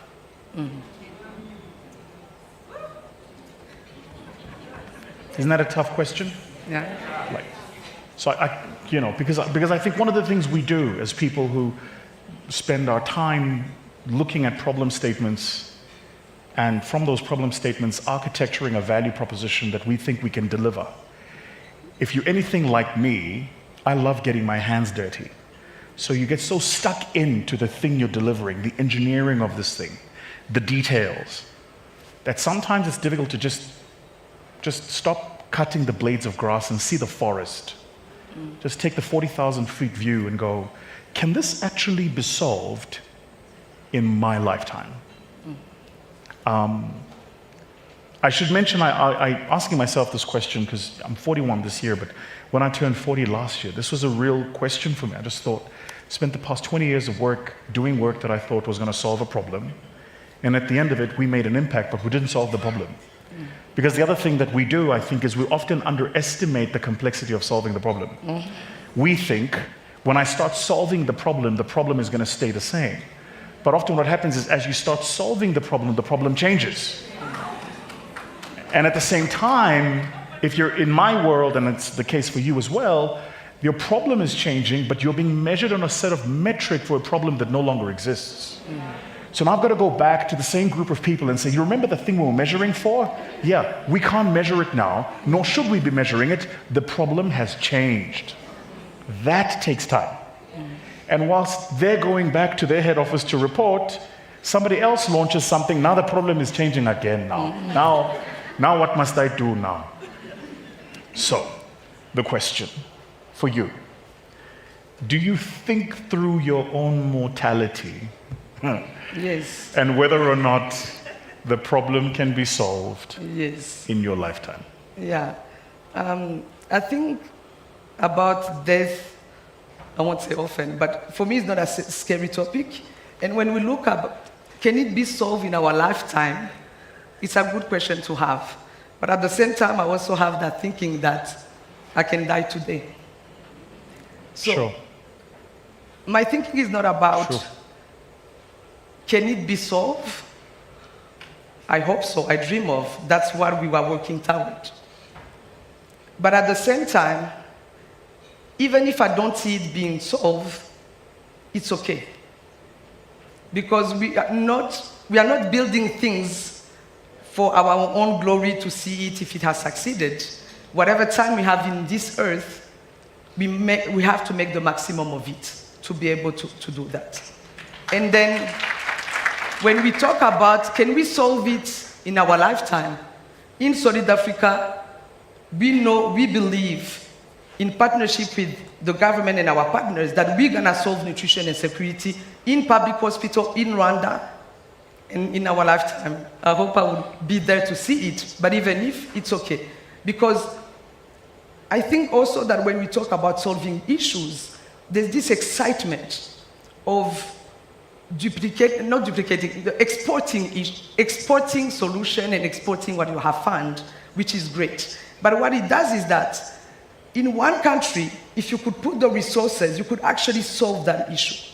But with all of the excitement of going in many countries, we are deploying funds in a lot of things where we can focus to actually see one country, one area where we say it's done.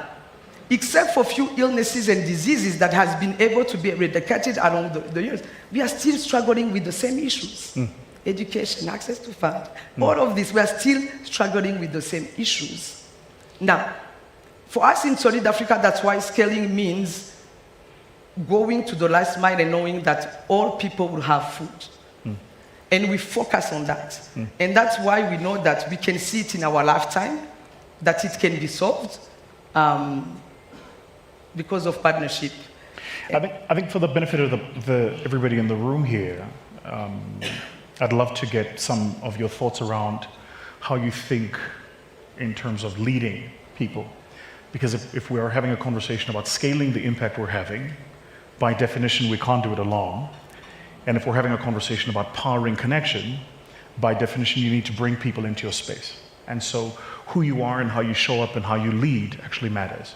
So whilst you think about that, I'll share with you guys my leadership principles. And I share these with our own team. So our first kind of leadership principle in the firm is don't tell me about the extra mile, just do the last mile right. So we often talk about going the extra mile.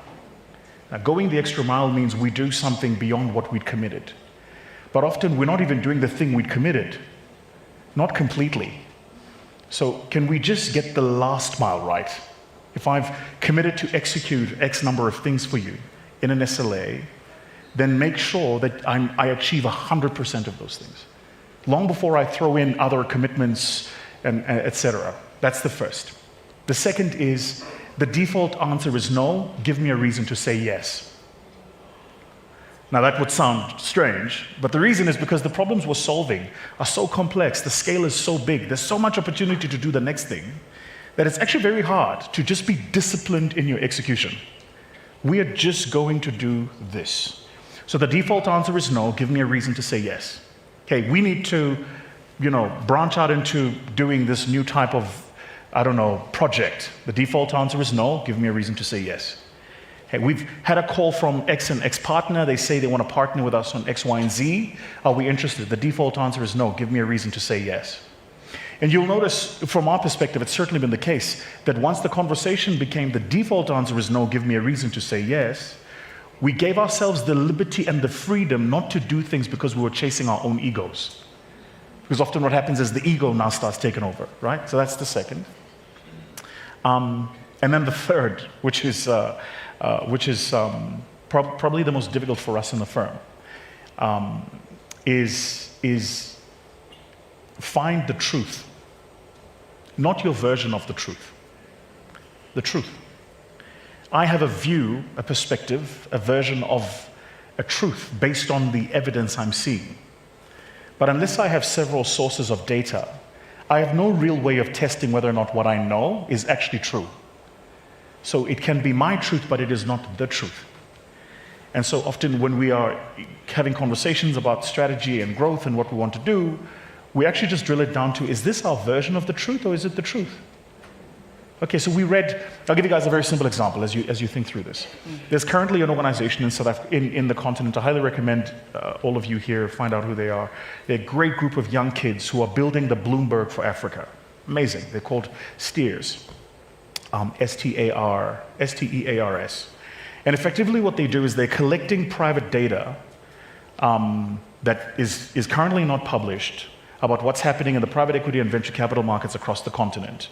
And they're removing the guesswork that a lot of us had to do in price discovery. We can now see who raised, who deployed, how much they deployed, what they earned back, and what they exited at. Which means we can go to the rest of the world and say, this is actually the true case of the investment story, not what somebody is telling you. Now, they have a version of the truth, but if you read their data relative with the IFC data, another version of the truth. You read the IFC data relative to the Africa Development Bank, a different version of the truth. And then in each of the different economies we all come from, each of those would have statistics generals, they have a version of the truth. So if I'm building an investment case about, we operate a fintech fund, for instance, investing in the continent to growth stage fintech startups, we've executed and completely deployed, but if I'm operating that, now I have a version of the truth versus what the truth is. So these are just some leadership principles. So I'm keen to hear from you. You are here now. Yes. I know the fact that you're here sitting next to me means somebody back home is doing the thing you would otherwise be doing. Yes. Which means you have to lead. Many people. And the minute you start doing things like partnering with governments, now you have to lead a lot of people. How do you think through leading people? And how do you think through powering those people and connecting with them so that they are the best version of themselves in the environment you have placed them? Yes. So really for me, I've worked a lot to be able to rely on a team. Because as I said, we were volunteers, so no team. Working with volunteers with what they can offer you. But since in 2023, we were able to build a whole team. Wait, time out. What do you mean work with volunteers? Yes, work with volunteers because nobody was paid. The idea was all the money we would get, 100% would go into the program. So wait, you're complying on complete discretionary effort? Mm-hmm. Bloody Laura. Yes, and here we are. So that's why Solid Africa, it's really a movement and a commitment of a lot of people. I just got Though a headache. I'm the one appearing. Yeah. And now we have a team. And the idea of leadership, I think, is I had to learn that I wasn't alone. And it's the greatest feeling ever. Because when you have an issue, whereby normally I would take those, 10 minutes to be like, okay, what is going on, what I'm gonna do? Now I actually have a team. I can pick up the phone and say, okay, things are going down. What are we doing? So this idea of having people that you rely on and they rely on you really make it easier. And I think the second thing for me, leadership is about expectations. If your expectations are not clearly defined, they will bring you deception and frustrations. And I think that's the first rule for me in my life, is to be able to express what are we expecting from each other? What are the expectations on our side, on their side? Yeah. We'll take questions from the floor in a moment. You don't get despondent? I don't get? Despondent? You don't have moments where you've had enough, you're tired. You lack the motivation, and you know what? God, get somebody else to do it. Anybody here ever had those moments? Like, you know what, God, I'm done. You do it. Actually, I mean, listen, I don't want to preach, but if I was Moses, by year 7, I'd have been like, nah, I'm going back. Yeah. I ain't doing this no more. So I suppose, the truth of it is that, I think the truth of it is that as leaders, one of the responsibilities we have is also to lead ourselves and to be kind to ourselves. Yeah. And so I'm asking of you, when you are in that moment, what do you say to Isabella? To myself. As I say, I'm auto-motivate myself, even in the morning, because at the end of the day, every day I want to sleep in, and then every day I have to auto-motivate myself to actually wake up and go do the work. So what I tell myself really not to be discouraged. I think I never thought about abandoning in that sense of saying, I'm out. I actually had that long moment of wondering, am I just crazy of doing that? Because as I said, 8 years of volunteer. I think my question was always, am I sound of mind? Is it crazy? And then working with that team and my board, and then knowing, no, we are not crazy, we can continue. But in the moment of really where you want to give up, for me, I always do a prayer. And my prayer always is to say, today is the day that the Lord has made for me to be grateful and be joyful. Shall rejoice in it, amen. And whatever pain I'm feeling today in the work, whatever has come in, let me look for the joy. And then to always and then to do the gift of remembrance. In the most moment of doubt, always remember one of your big wins. Just one, it doesn't have to be 10. Remember one, and once you remember one, refocus on what you felt when you won that. Because before winning, you were also down, losing, and all of that. So the gift of remembrance really helps you to say, I can do it. I've done it before. I can actually do it. So good. Different mantras. So good. So good.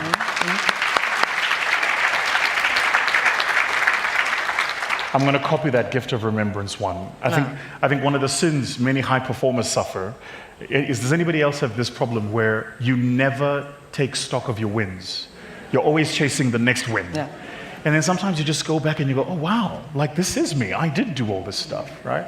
So I'm copying that. I shan't be paying any licenses. Oh, fantastic. We've been instructed to take some questions and reflections from the floor. I think we have an opportunity for a round of 3. In time allowing, we might take another round of 3. But I will, at this stage, hand over to our beautiful Masters and Mistress of Ceremonies and let them do what it is they do. All right, the floor is open. Who wants to go first?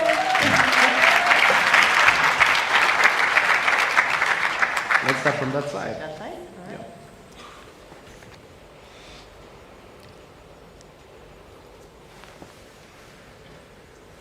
Dangote, Dangote, Dangote still them want money. Good morning. Good morning. And thank you so much for that. I really feel like I'm in the right room. My name is Iku. I'm from Shule Direct, Tanzania. Isabel, I am so honored to listen to you today. And my question, or rather my reflection, I work in education in Tanzania, and as you are thinking, I believe the only right way to do the work is to work with the government. And I heard you, Vusi, sympathies to me. I accept it. But I am just curious, Isabel, and I know that you say that what works in Rwanda might not work in any other country. I've lived and worked in Rwanda, and I know that Rwanda is a different Africa. But I'm really curious around working with the government. How do you ensure that DNA that you have as a founder, the curiosity, the innovation, how do you transfer that to the government? Because it's one thing that the government takes it up, but how do they continue with that innovation? Because 10 years from now, the problems will be changing. So how do you ensure that the government has it with that same DNA of innovation as they're continuing with the work that you're doing? Otherwise, thank you so much. This has been a great session. Okay. Thank you so much. I think you can answer that while we move to someone else. Yes, we have two more questions. Yes, But please respond to that. Yes, thank you so much. And I don't think the only way is to work with government. I think for us in Rwanda, that's how we can have the most of the impact. But when we look at the innovation, and that's why you have entrepreneurs to be able to do those innovation. And when you look at the government, for us, it's a collaboration. It's a partnership. And how can I say that? Energy is contagious. People are in government, they are public servants, they also want to have an impact. Every individual that is giving their time in that work, they want to give to have an impact, regardless of the systems around. So for me, it's that close partnership with the people and not seeing it as a system. Systems are made of people. So how do we make the people really excited? And I think that is what is about being close to them, bringing them. But for me, I think it's easy in Rwanda when we talk about government because they have also their own excitement. I think we are matching our excitement about what can be done, and then let it be to the innovators to innovate in the space, and then the government to regulate, do policies, and once they take on innovation, then you look at partnerships that make sure that that innovation will continue. Thank you so much. We'll take another one from here, and we also have some from the online audience. We'll take one from here, and finally one from this side. Yes, in the middle here, what do we have? Yes. Thank you again for a wonderful session. My name is Patience from Malawi. I have a complex question. Motobanji. So the question is about complexity, but also sort of doubt. Complexity in the problem that you're trying to solve, how it's evolving, how you are evolving in terms of trying to solve that, and now dealing with doubt about your ability to solve the complex problem. Because it's often seen as you're not focused, you're changing too much, your theory of change is changing, where's your North Star? But even though you still have a North Star, the work is changing, the people are changing, the problems are growing or diminishing, whatever the case may be. So how do you deal with the complexity of the problems you're trying to solve, but also with the doubt that is added to that complexity and staying firm in your identity or your ability to be able to solve the problem?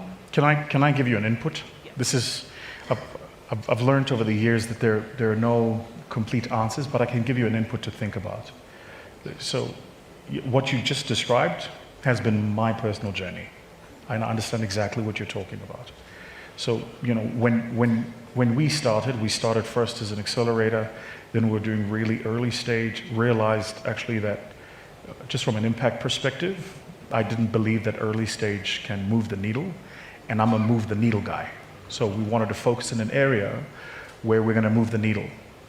And so here are a few things for you to think about. The first is the time will pass, but it's going to pass with you doing the easy thing or the hard thing, but the time's going to pass. So I'd far rather the time passes and I'm doing the hard thing.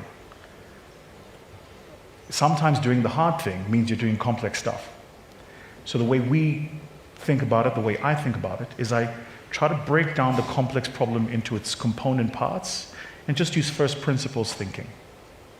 And if you, which I think you probably do naturally, but if you break it down into its component parts as a calculus kind of equation, and you use first principles thinking, you'll notice that even though the equal sign, x plus y plus z equals that, even though the equal sign is changing, the x plus y plus z actually typically stays the same. The weightings might change, but it stays the same. And so we try to focus on the x plus y plus z. So in our environment, it would be the right kind of founder, the right kind of capital, the right kind of solution equals impact and scale. So impact and scale might be measured differently, but these component parts typically are going to stay the same. So I would say this. And then the last thing about the imposter syndrome you might be feeling is you are dead right. You are not good enough to solve this problem. But I don't know if you're a believer, I am. God doesn't give you problems you're good enough to solve.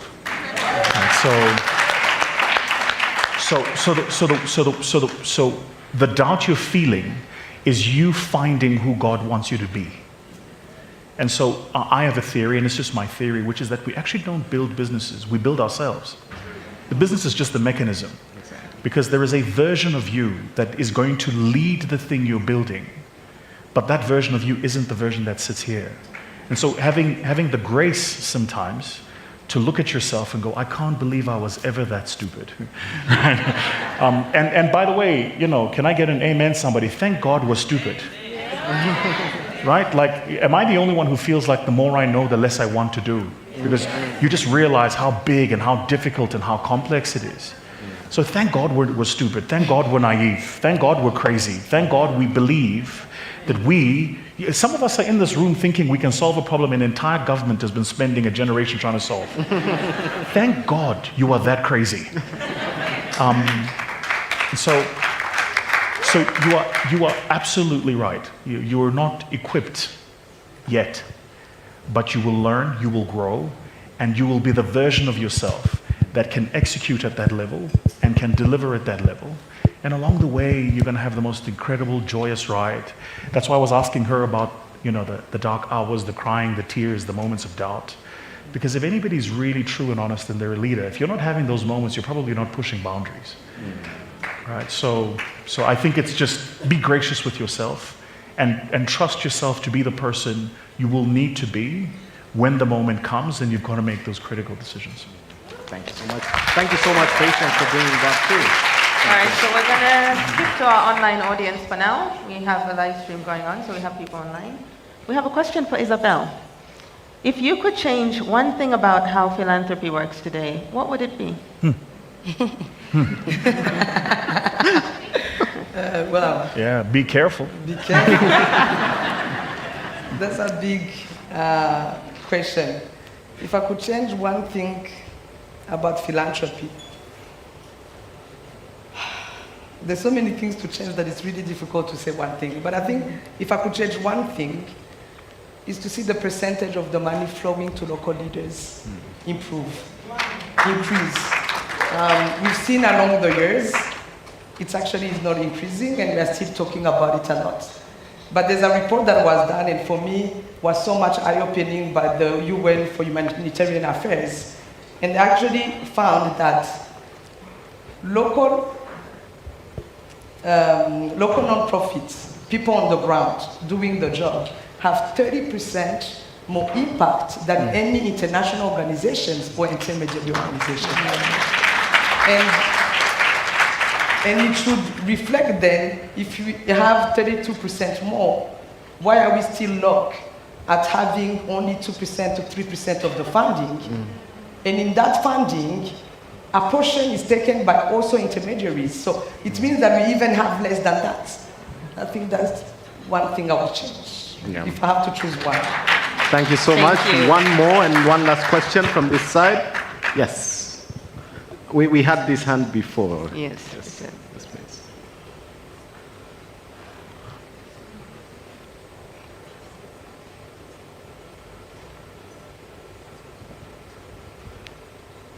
Thank you, Isabel, for all the insights. I'm Hastings Nshane from Malawi. I want to talk to Isabel as a human, not as this strong leader.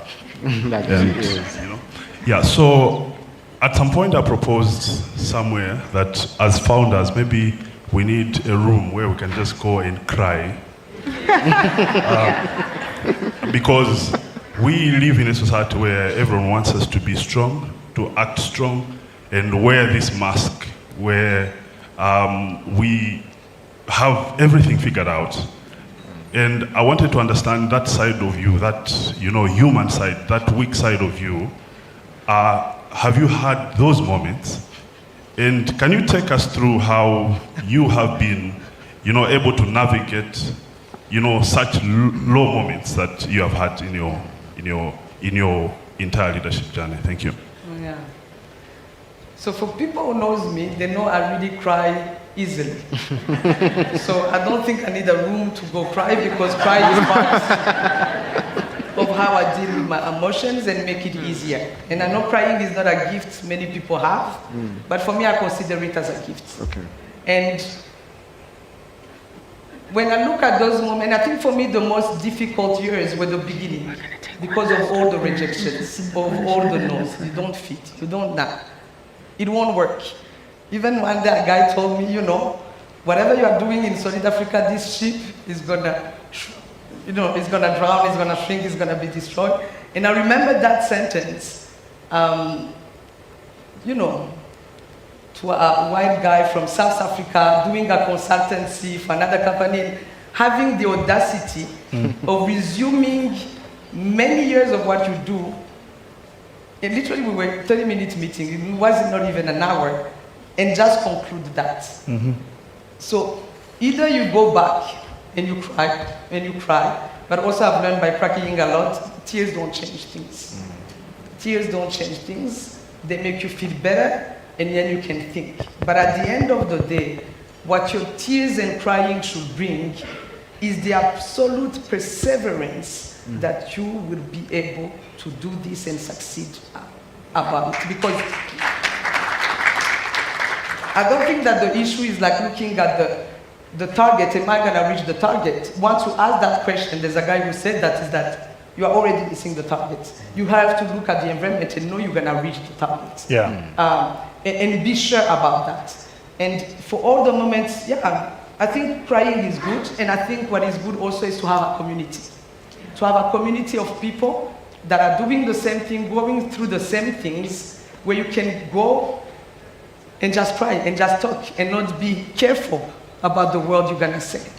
But not only the community of doers, but also have a community of funders, where you find friends in funders, where you are talking about those issues. They're not calculating, does it mean that this impact is not like this? Does it mean that this KPI is no?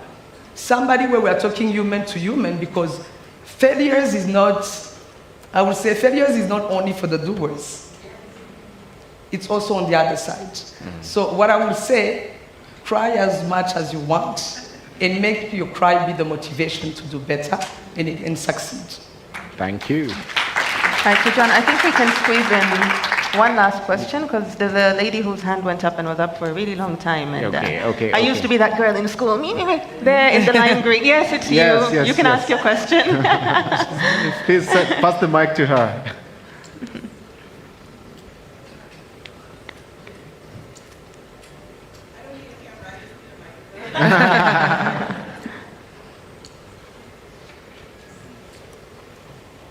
Yes, thank you. Thank you so much. So my name is Mam Awa, and I'm from Senegal.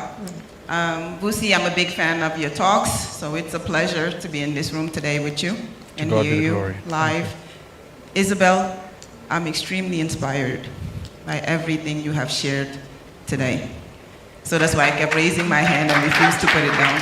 So thank you, and I can hear myself speaking.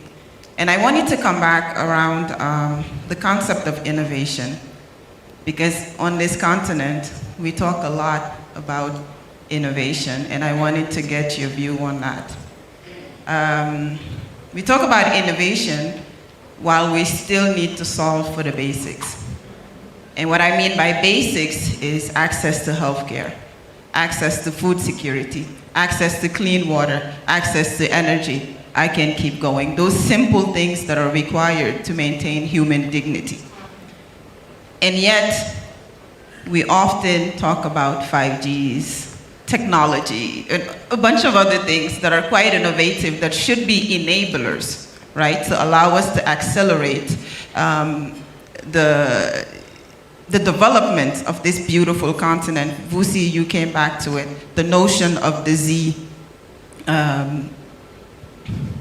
factor, right, and how complex our economies are and how they're growing in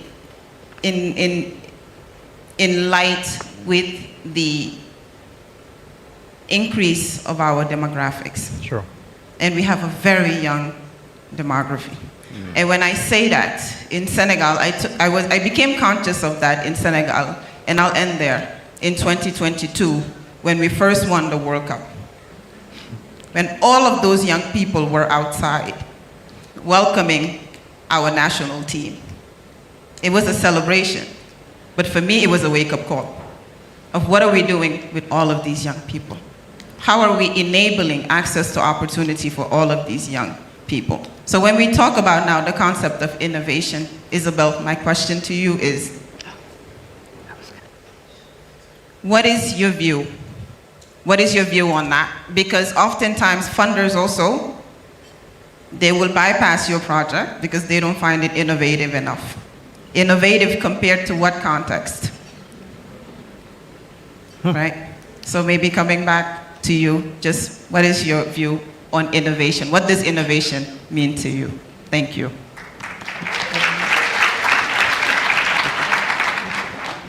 Yeah, so it's a big question packed. I will have given it to Vusi.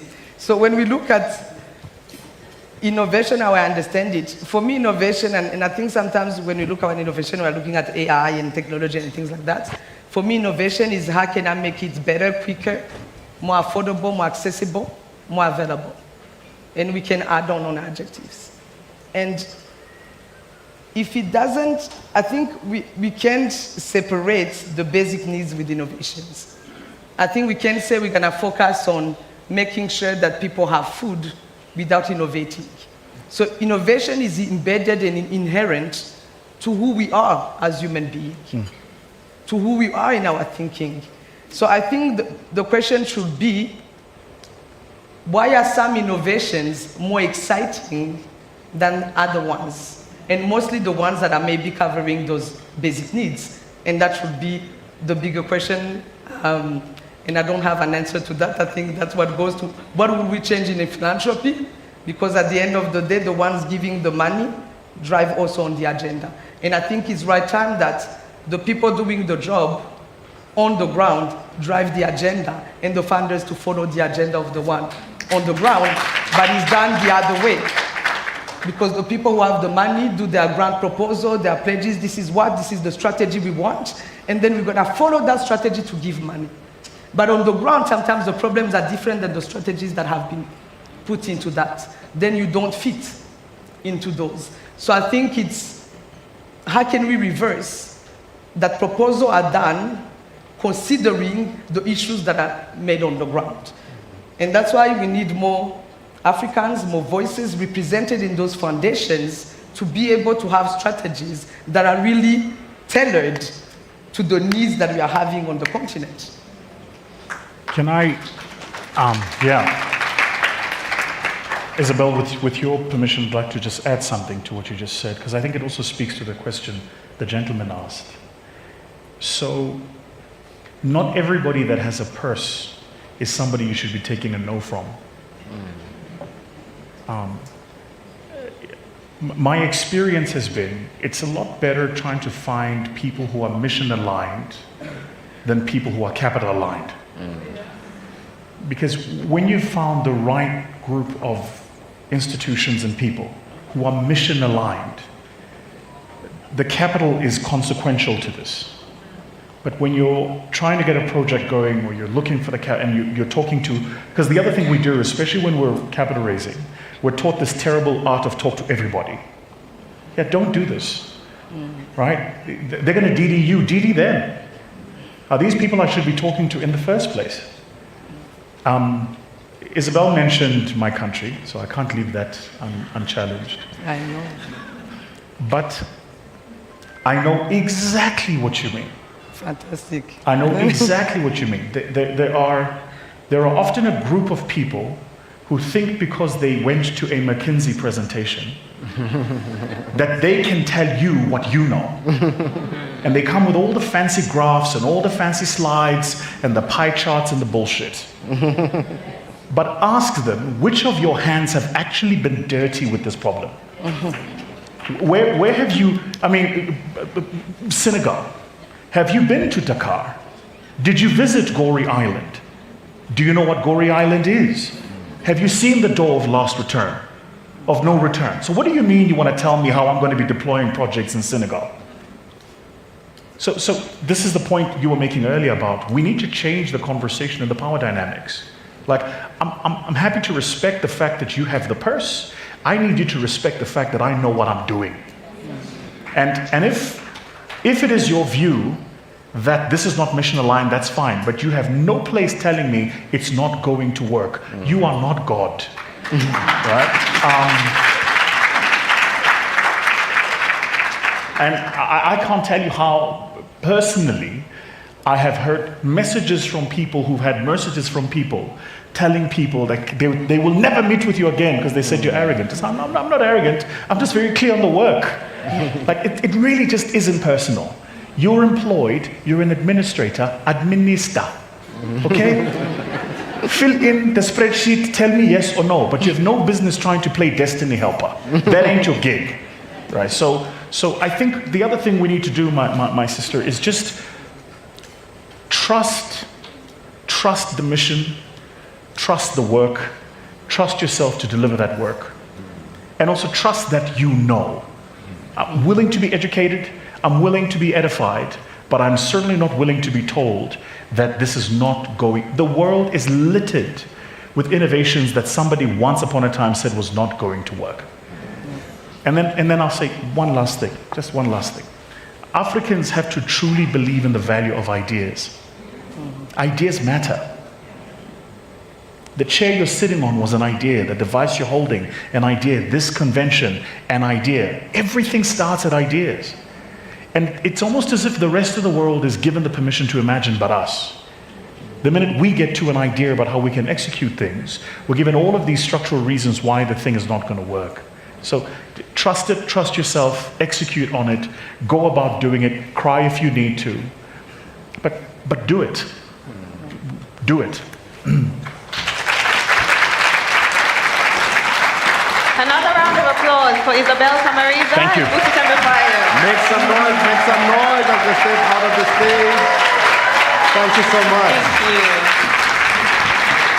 Oh non, je suis parti en novembre. Thanks. Wow, wasn't that powerful? That was a very insightful conversation. In fact, you know what? John, enjoy Kaikwans. Okay. We need to debrief a little bit. Exactly. Thank you so much once again, Isabel and Vusi, for this very insightful conversation. There are very many things that resonated with us and with our audience here and the audience online.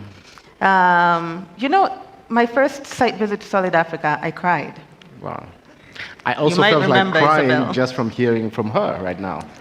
I cried, Isabel remembers this, and the thing that moved me was how much Solid Africa was a kindness that had turned into this thing just mushroomed and mushroomed and mushroomed and now was serving so many people.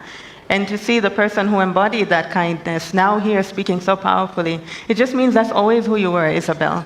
Thank you so much for sharing that with us today. You've built a solid foundation for many of us in this room. Thank you so much. One thing that resonated with me also in this conversation is the fact that you need to look back at your wins, especially at the moment when you feel really low. Those recharge you. I really, really, really love that. Yeah. And since we're here to talk about the future and building and where we go from here, I was thinking about what Vusi said about Moses in the Bible. For the Christians in here, or those who have an understanding of that history, there is a story of someone who was shown a promised land that they themselves never got to reach.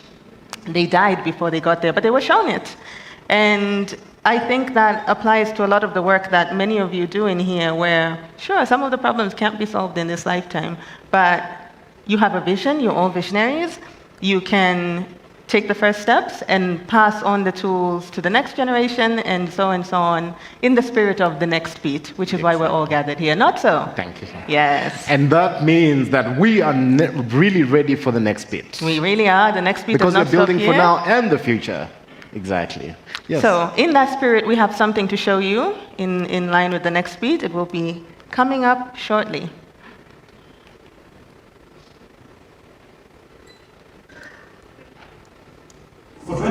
For 20 years, the story of Africa has been told about us, and rarely by us. So, we decided to stop waiting for the microphone. We built our own. This isn't a show that explains Africa to the world. It's where Africa explains itself. No performance, no permission, from within. The next chapter of Africa is not waiting to be written. I call myself a rural futurist. It is already being built in our cities and our imaginations. If we had arrived at the future, I would have very little incentives to do the work that I do. You're unapologetic about your success. Don't ever lose that. The next beat brings you the people designing what comes next. In their own words. SFF for me was a game changer, a life changer. The majority of the people in the village still live in absolute poverty. How do I call that a progressive future? I would be so ashamed of myself. This is the next beat. How do you just quit work? How do we live? How are we going to survive? In order for us to run our organizations, we need financial resources. Secondly, we need to be well ourselves. This July on YouTube, Spotify, and Apple Podcasts. Africa has found its microphone. Yes. Now listen to what comes next. I've never heard that. That's dope.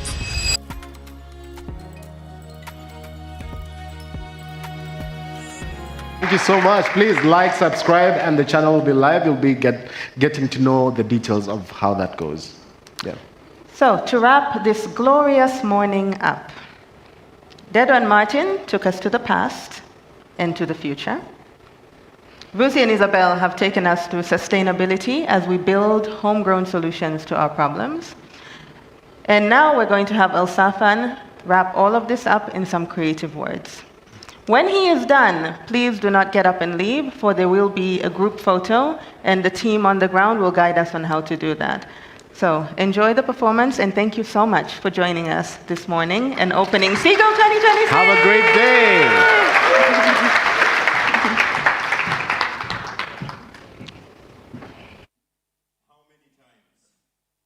Told that can never happen in Africa.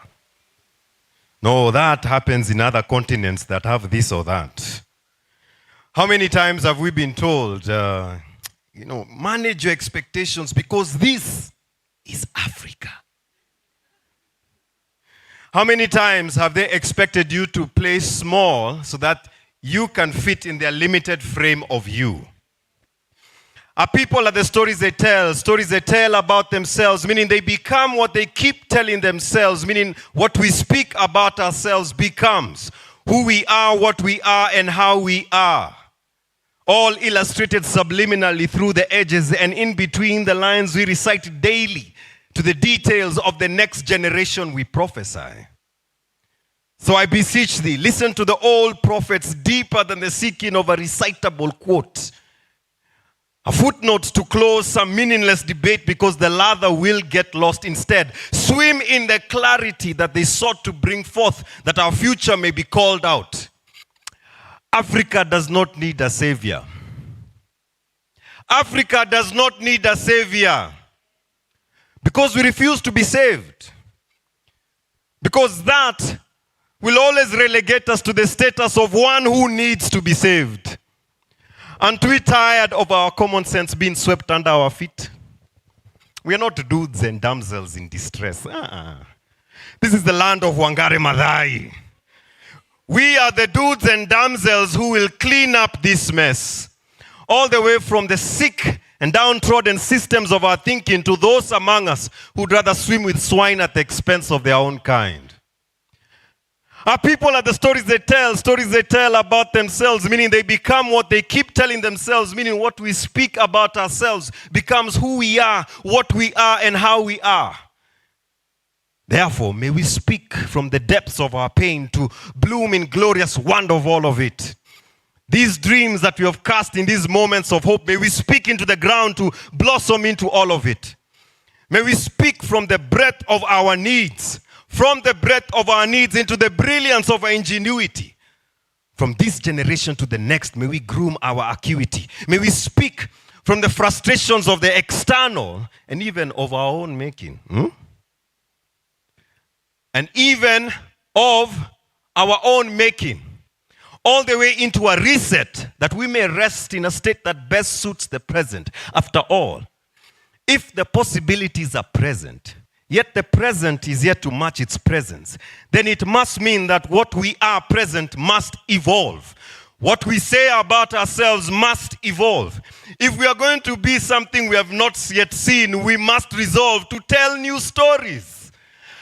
People are the stories they tell. Stories they tell about themselves, meaning they become what they keep telling themselves, meaning what we speak about ourselves becomes who we are, what we are, and how we are. You, all of you, must promise me that your talk won't be cheap. Because your talk will be the bar, anything else will be below par. And so far, this is clear. Africa,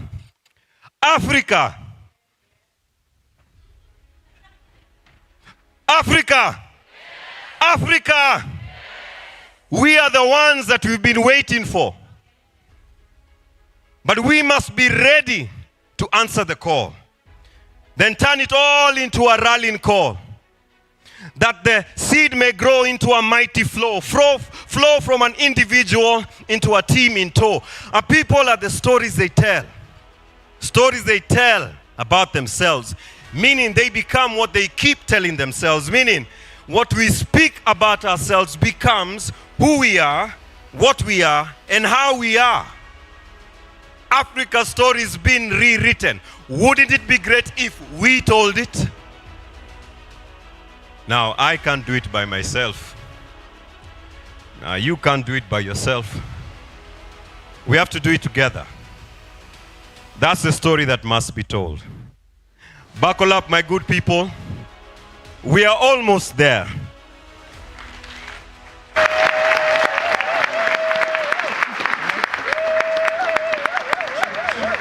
Can we give a round of applause to Elsa Fanjora one more time? Excellent.